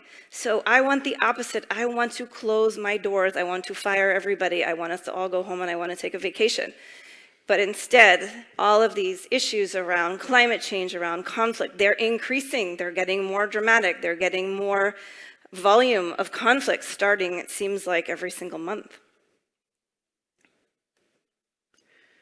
So this is what it looks like going to visit a malnutrition clinic. And babies hate this. They hate being weighed. They cry like crazy every single time. And this part's a little bit better, measuring their arms. But I have this little piece of paper here, which is a tool that the healthcare workers use in the field. This is the size of the upper arm of a severely malnourished child. That's it. The good news is, in 8 weeks, we can change it to this size. So not only are we, of course, no one cares about the size of your arm, right? But think of as building those bodies to be taller, those brains to be bigger, the ability to fight disease is one of the most important reasons that we need to think about nutrition. If you're malnourished, you can't fight off malaria, pneumonia, HIV, but when you are nourished, absolutely you have a fighting chance. Malnutrition can be the underlying cause of death of half of children under the age of 5, so that's why it's so important. These are there's the little one eating it. Their eyes just light up when they see this. The transformation within those 8 weeks, you can't even recognize a child when they've come into the clinic and when they've left. I've been there when we've had both a child that's coming in for their first day and one that's exiting the program. The one that comes in on the first day, she's silent. Not a single sound comes out of her body. That's because they're conserving every little bit they have to keep those internal organs running. 8 weeks later, those kids are running around being a total pain, just like they should be to their mothers. And to see that is just 2 months before and after is something I can never get tired of seeing. These are the mothers that have walked unimaginable distances to come and make sure that their children get this life-saving treatment. And these are the future leaders, right, of Africa, nourishing these brains. We're hoping that we are giving all of this next generation, these children, a chance to be those leaders that we will depend on in the future. And those mothers are fighting. You can see her, right? She wants that child to survive. She'll do anything to be able to help, to do that. And we want to be part of that support system, both in education and the food itself. So we have a group of factories around the world. We have a kind of silly name. Everything has silly names. This is called Plumpy Nut. Now we have this Plumpy Field, but they're actually all very serious reasons for being. So in this network of factories, we have factories in Nigeria, Burkina Faso, Ethiopia, Madagascar, Niger, etc. These are really tough businesses to run. This is our factory in Sudan. It was bombed in May. Nothing is left. These factories are such important parts of the ecosystem. UNICEF, the World Food Program, USAID, all depend on these factories working in Sudan. We want to make sure that the products have the shortest distance to travel because it's urgent, and we don't want to spend money on transportation. And we also believe that local is the right thing to do. We want to be hiring local human resources, local raw materials, as much as humanly possible, so that it affects the whole ecosystem. Me in the United States, I just compliment where we don't have a factory, and I take the funding from the United States. And together, we work together all the time to help each other to be better. We all have different expertises that we can share with each other and come up with creative solutions when something like this happens. So we think maybe we're temporarily moving to Cairo until the situation can settle down. But this is very important to how the whole system works, and the challenges are unimaginable, but at the same time, these factories have been hugely successful. Some of them have been running for over 15 years. So, back in the United States, even in the US, in Rhode Island, which I don't know who knows where Rhode Island, we're kind of near Boston, our population there is incredibly diverse. We come from 26 different countries. And so having people who have lived in refugee camps, who have depended on food assistance at some point in their career, make them the most dedicated, resilient problem solvers that you have ever met in your life. Because nobody can understand more than when you've been in that situation and now you're depending on something to come. So to be able to be on the other side and to be able to be making food for Syria, and you're Syrian, knowing what you've left behind is an incredible important part of this journey as well. So that's Andrew, actually. He's from Sierra Leone, a former refugee. He's my number 2, Vice President of Operations. And we've traveled the world together many times, making sure that those boxes get exactly where they need to go. Odysseus, since we opened in 2010, has reached 22 million children in 64 countries. And I always feel like we're just getting started.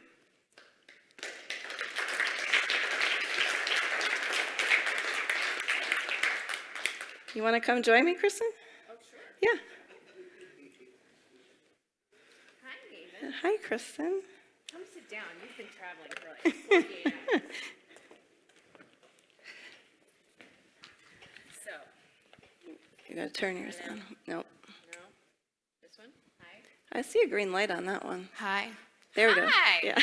I'm Kristen. Welcome to the Conference of Delhi's Friends. That's what I figured it out. I think this is the name of it, but it's really the Conference of Delhi's Friends. So I know you've been a friend of Delhi's for a long time. Yes. So I want to talk a little bit about it and even how Delhi introduced it as it's an impossible problem. And I was advised really early on in my career and working on causes is to make sure that you identify the cause as a problem to be solved, because otherwise people will think of it as a condition we'll just suffer through. But in some ways, that is how people think about it. Like there'll always be poor people, there'll always be hungry people, and you don't buy that. Absolutely not. A wise person once told me that there are many problems in this world that we can't solve, and malnutrition is not one of them. We have the evidence, we have the science, we have the systems, we have the supply chain. Everything exists there. And so now what we're working on is doing more of it, right? And so just 2 years ago, we were reaching 25% of the world's malnourished children, severely malnourished. Yeah, not so great, but okay, it's working, but only for a quarter of the need. Last year, we hit 50%. Double. So in the global health space, that's a pretty big needle that's moving, right, to 50%. And we are on track to hit 75%. And what do you think comes after 75%? 100. We know where these children are. We know what's causing it. We even know how to predict it. It's predictable, right? We have this thing called the lean season, right? Where every time you'll know in X country, it will be in this month. Be prepared to have extra supplies here. And keep an eye on acute cases as well, of course, when we have wars going on that don't follow those expected systems.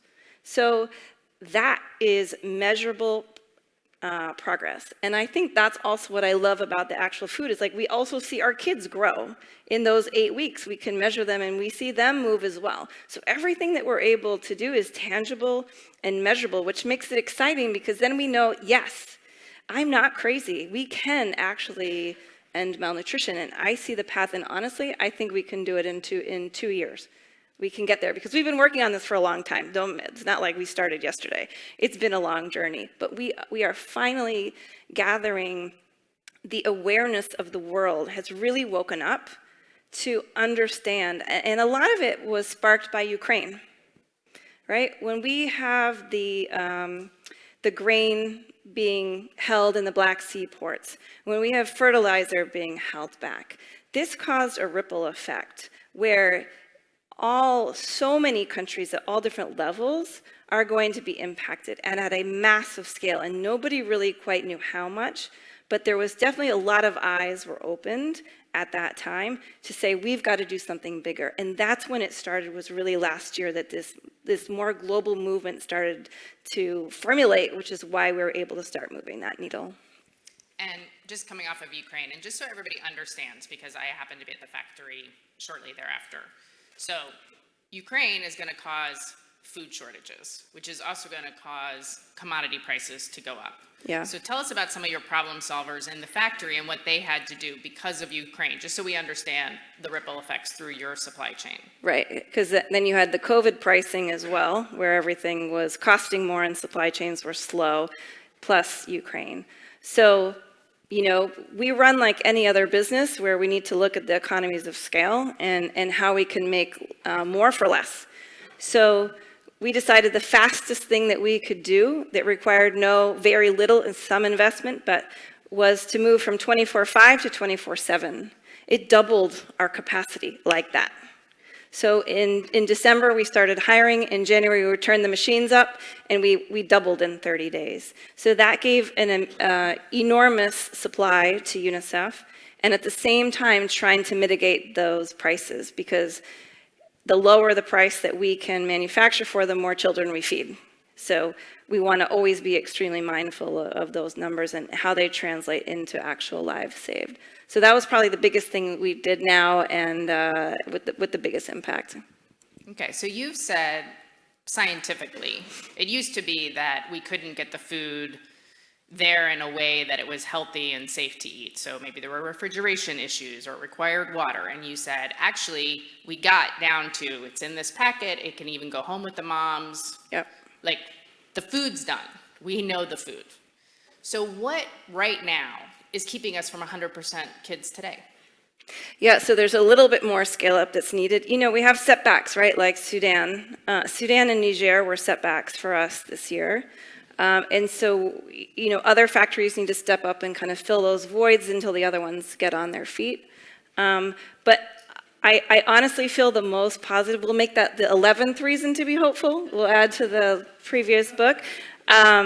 I feel like everything is moving in the right direction for the first time. And so I do feel like now it's about executing, right? Yeah, there's a little bit more capacity to build for sure, but that's just executing on a plan, right? And so now the deal is, how fast can you do it, right? Because the urgency is there, and kids can't wait, right? They're not like, it's fine if you deliver my food in 6 months. Absolutely not. You know, and so we're on track to triple next, and then I really hope to stop.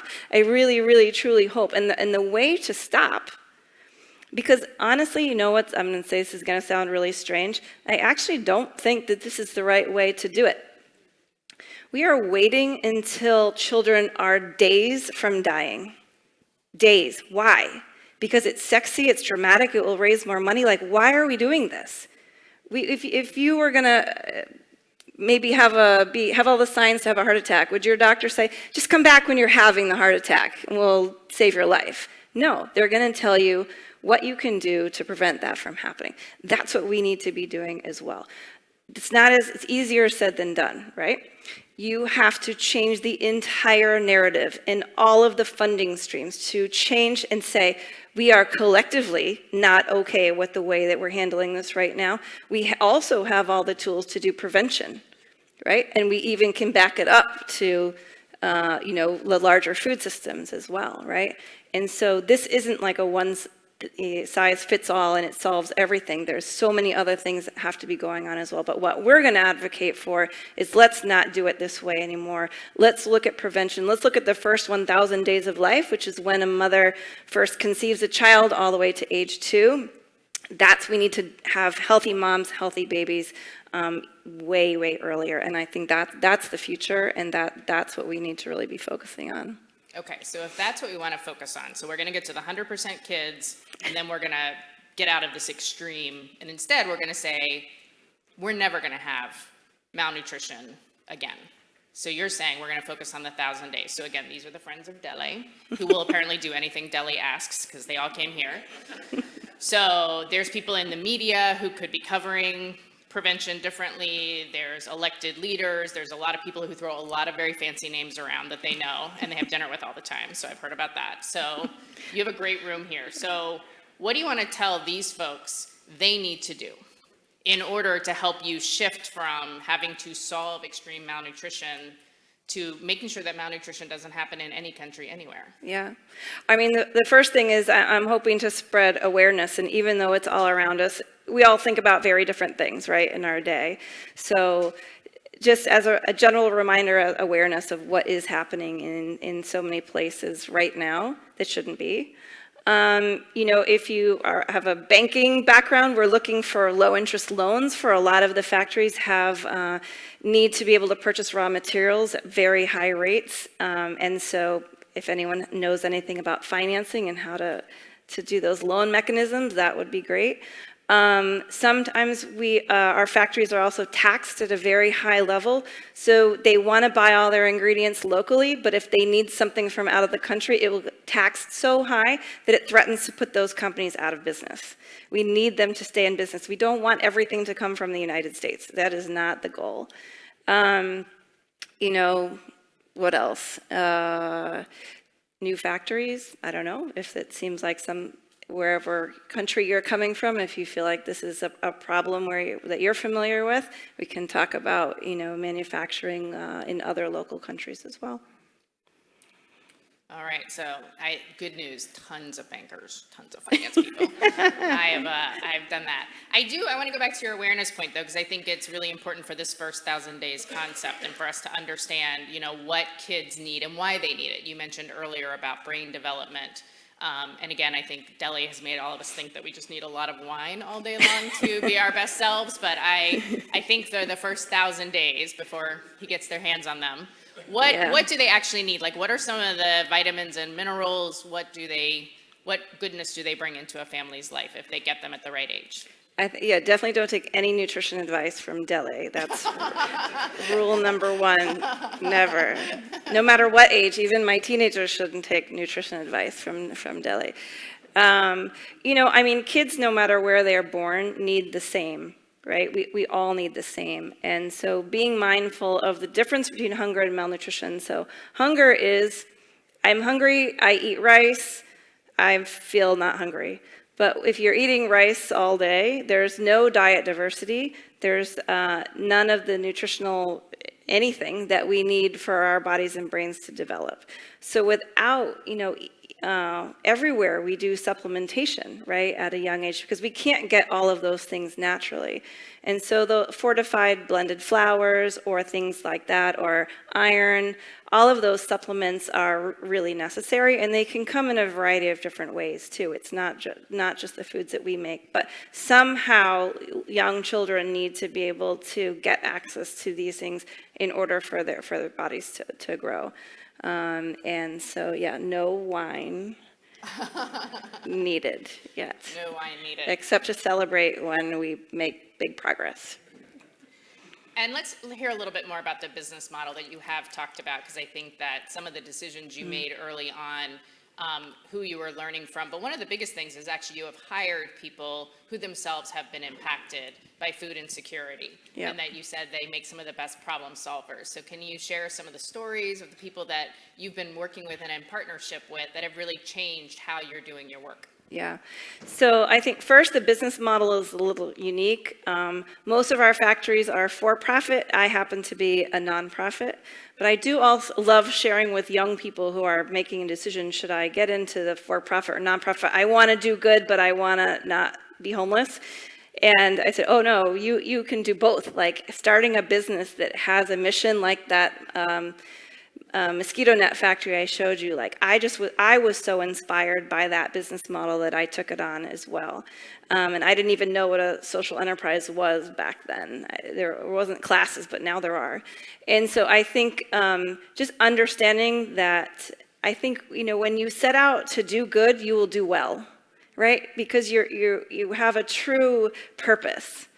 And because of that, like all of these businesses, yeah, there's interruptions like Sudan, but overall, these businesses have been successful. And I think because they're leading with their heart, for sure, and making sure that their mission is a big part of what they do, but also running like a business as well.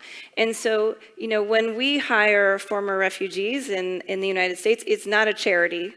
It's the best thing that we can do for business, right? These are the most knowledgeable people, so that if you're going to be driving a truck through a war zone and somebody is very familiar with the rainy season and what's going on, and do we hire an armored truck driver to drive through here to make sure this very valuable commodity is protected? We want to make sure that it's getting to the end result.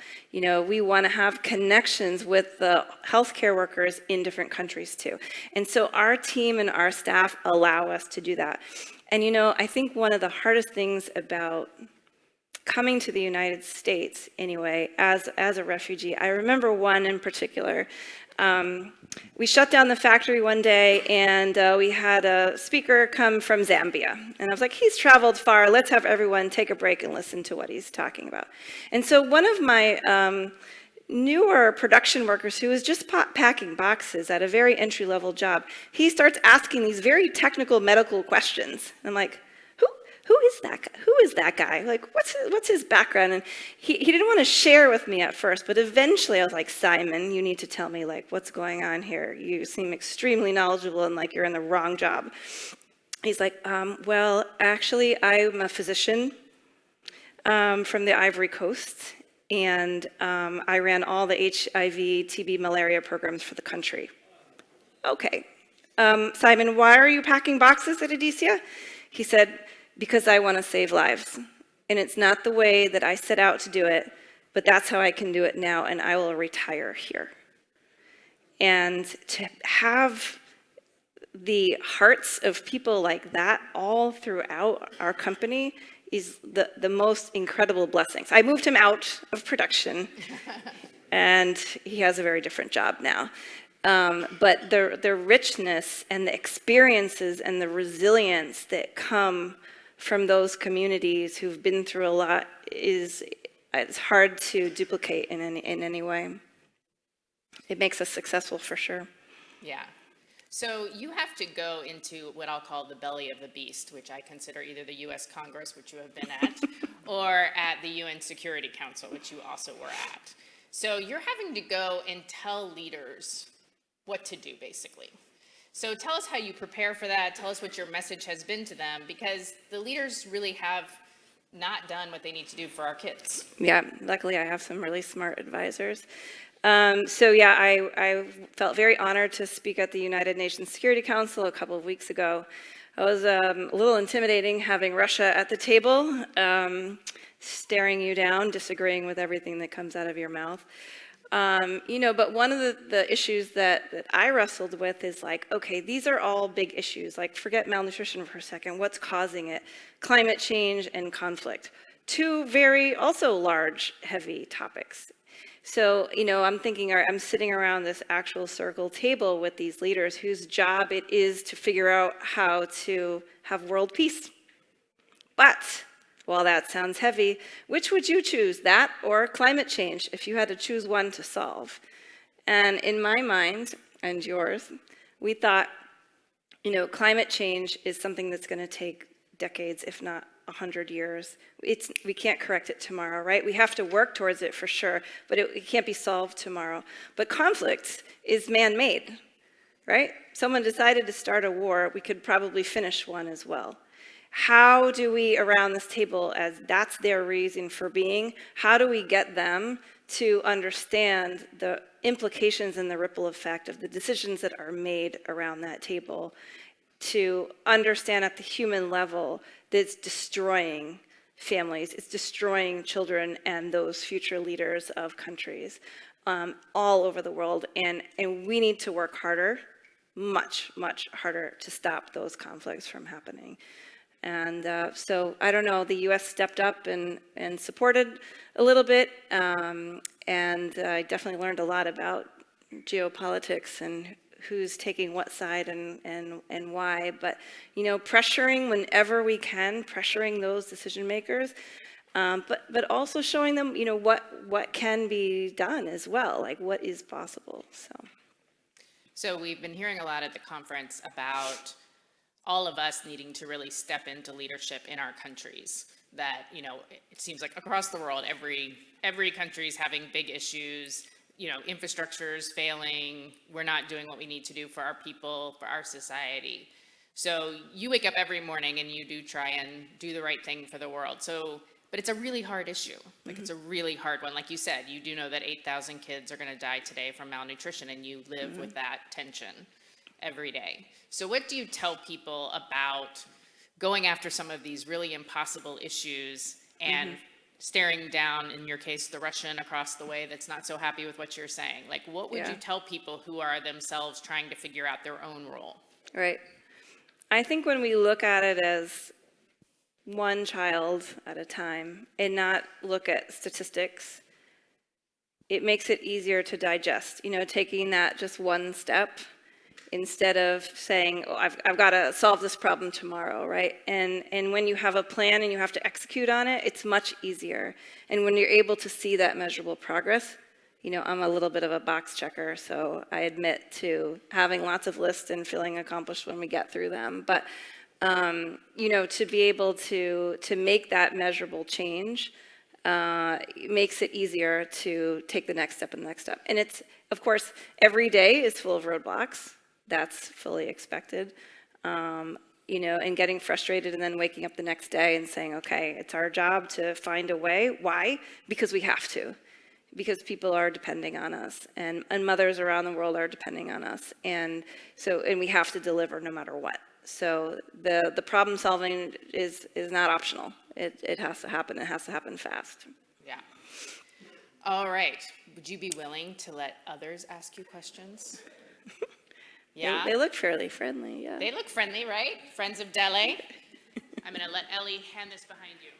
Can you give this behind you? Hi, thank you for your presentation and the incredible work that you're doing.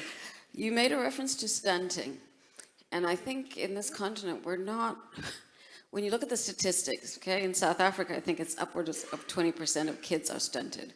In some African countries it can go as high as 30 or 40% of kids who are stunted. So the long-term effect in terms of productivity, skills, I mean, we were talking about the best and the brightest going into politics. To me it seems like we're not really taking this seriously enough. We don't understand the magnitude of the problem that we have and its long-term implications.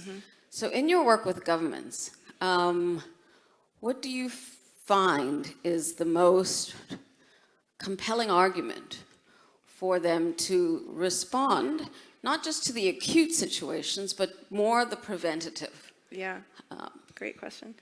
So the cost, you know, so it's economically, morally, ethically, everything leads you to understand that it needs to be done sooner.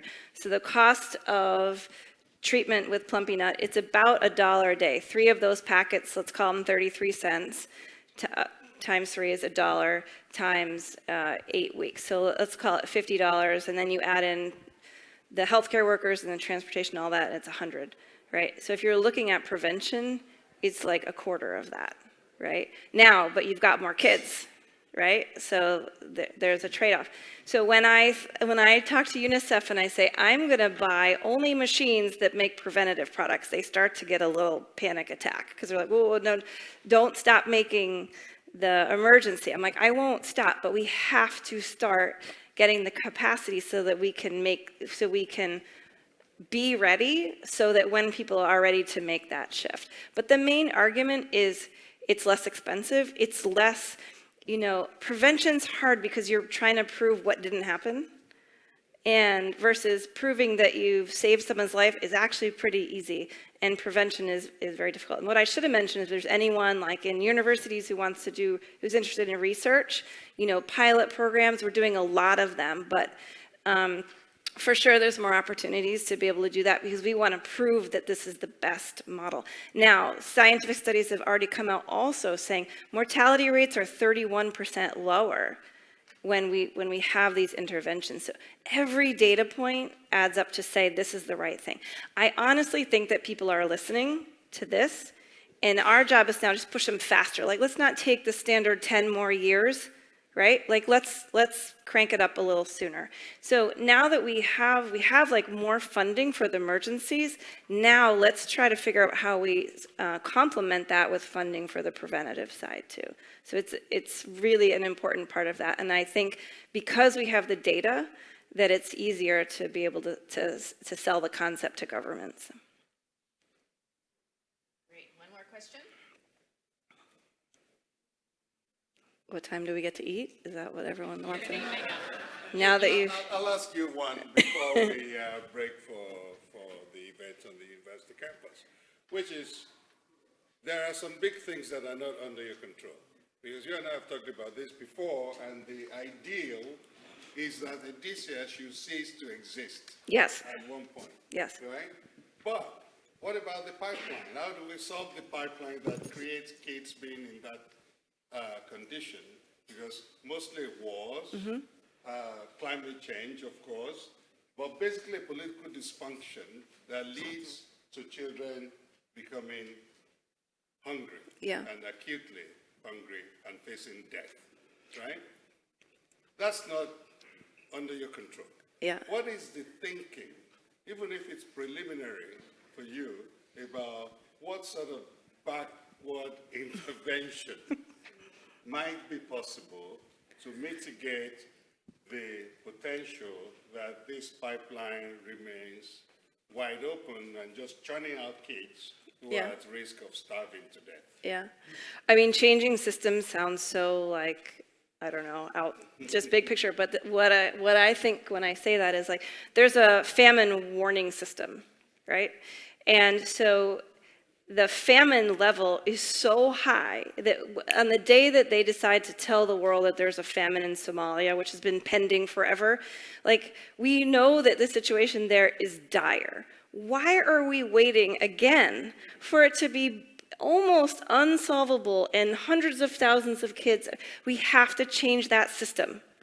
It can't be that hard. Who is disagreeing with this, that thinks that we should wait until IPC4 hits, and that means we send a press release out, and now the world cares all of a sudden, and money comes in, but no one's left to save because we waited too long. So I think there are some very practical, I'm a practical kind of person, things that we can do that can have an immediate impact. Again, let's not wait 20 years to do all of this. And so I think there's other things like there where we spent a lot of time in Washington arguing these points to say, this has to change. The person sitting next to me actually at the Security Council was the famine coordinator for the UN. So I was like, hey, what do you think of this? And so she's like, it's absolutely right. So I'm like, okay, but now let's do something about it. So make change. Don't take no for an answer, right? Like, make the change. Don't accept that it's going to take a decade to do anything. Thank you, Delhi.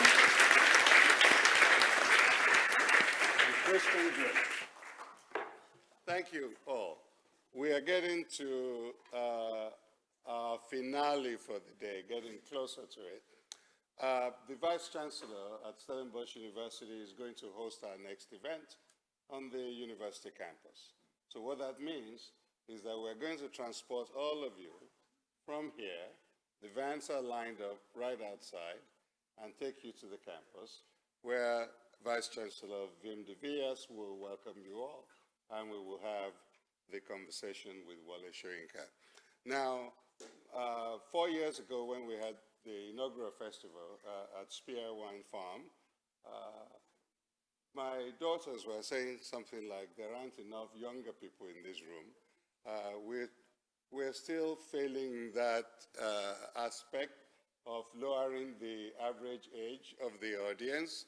And since we are still failing, I would suggest that given where the average age remains, that you use the conveniences before we get on the bus.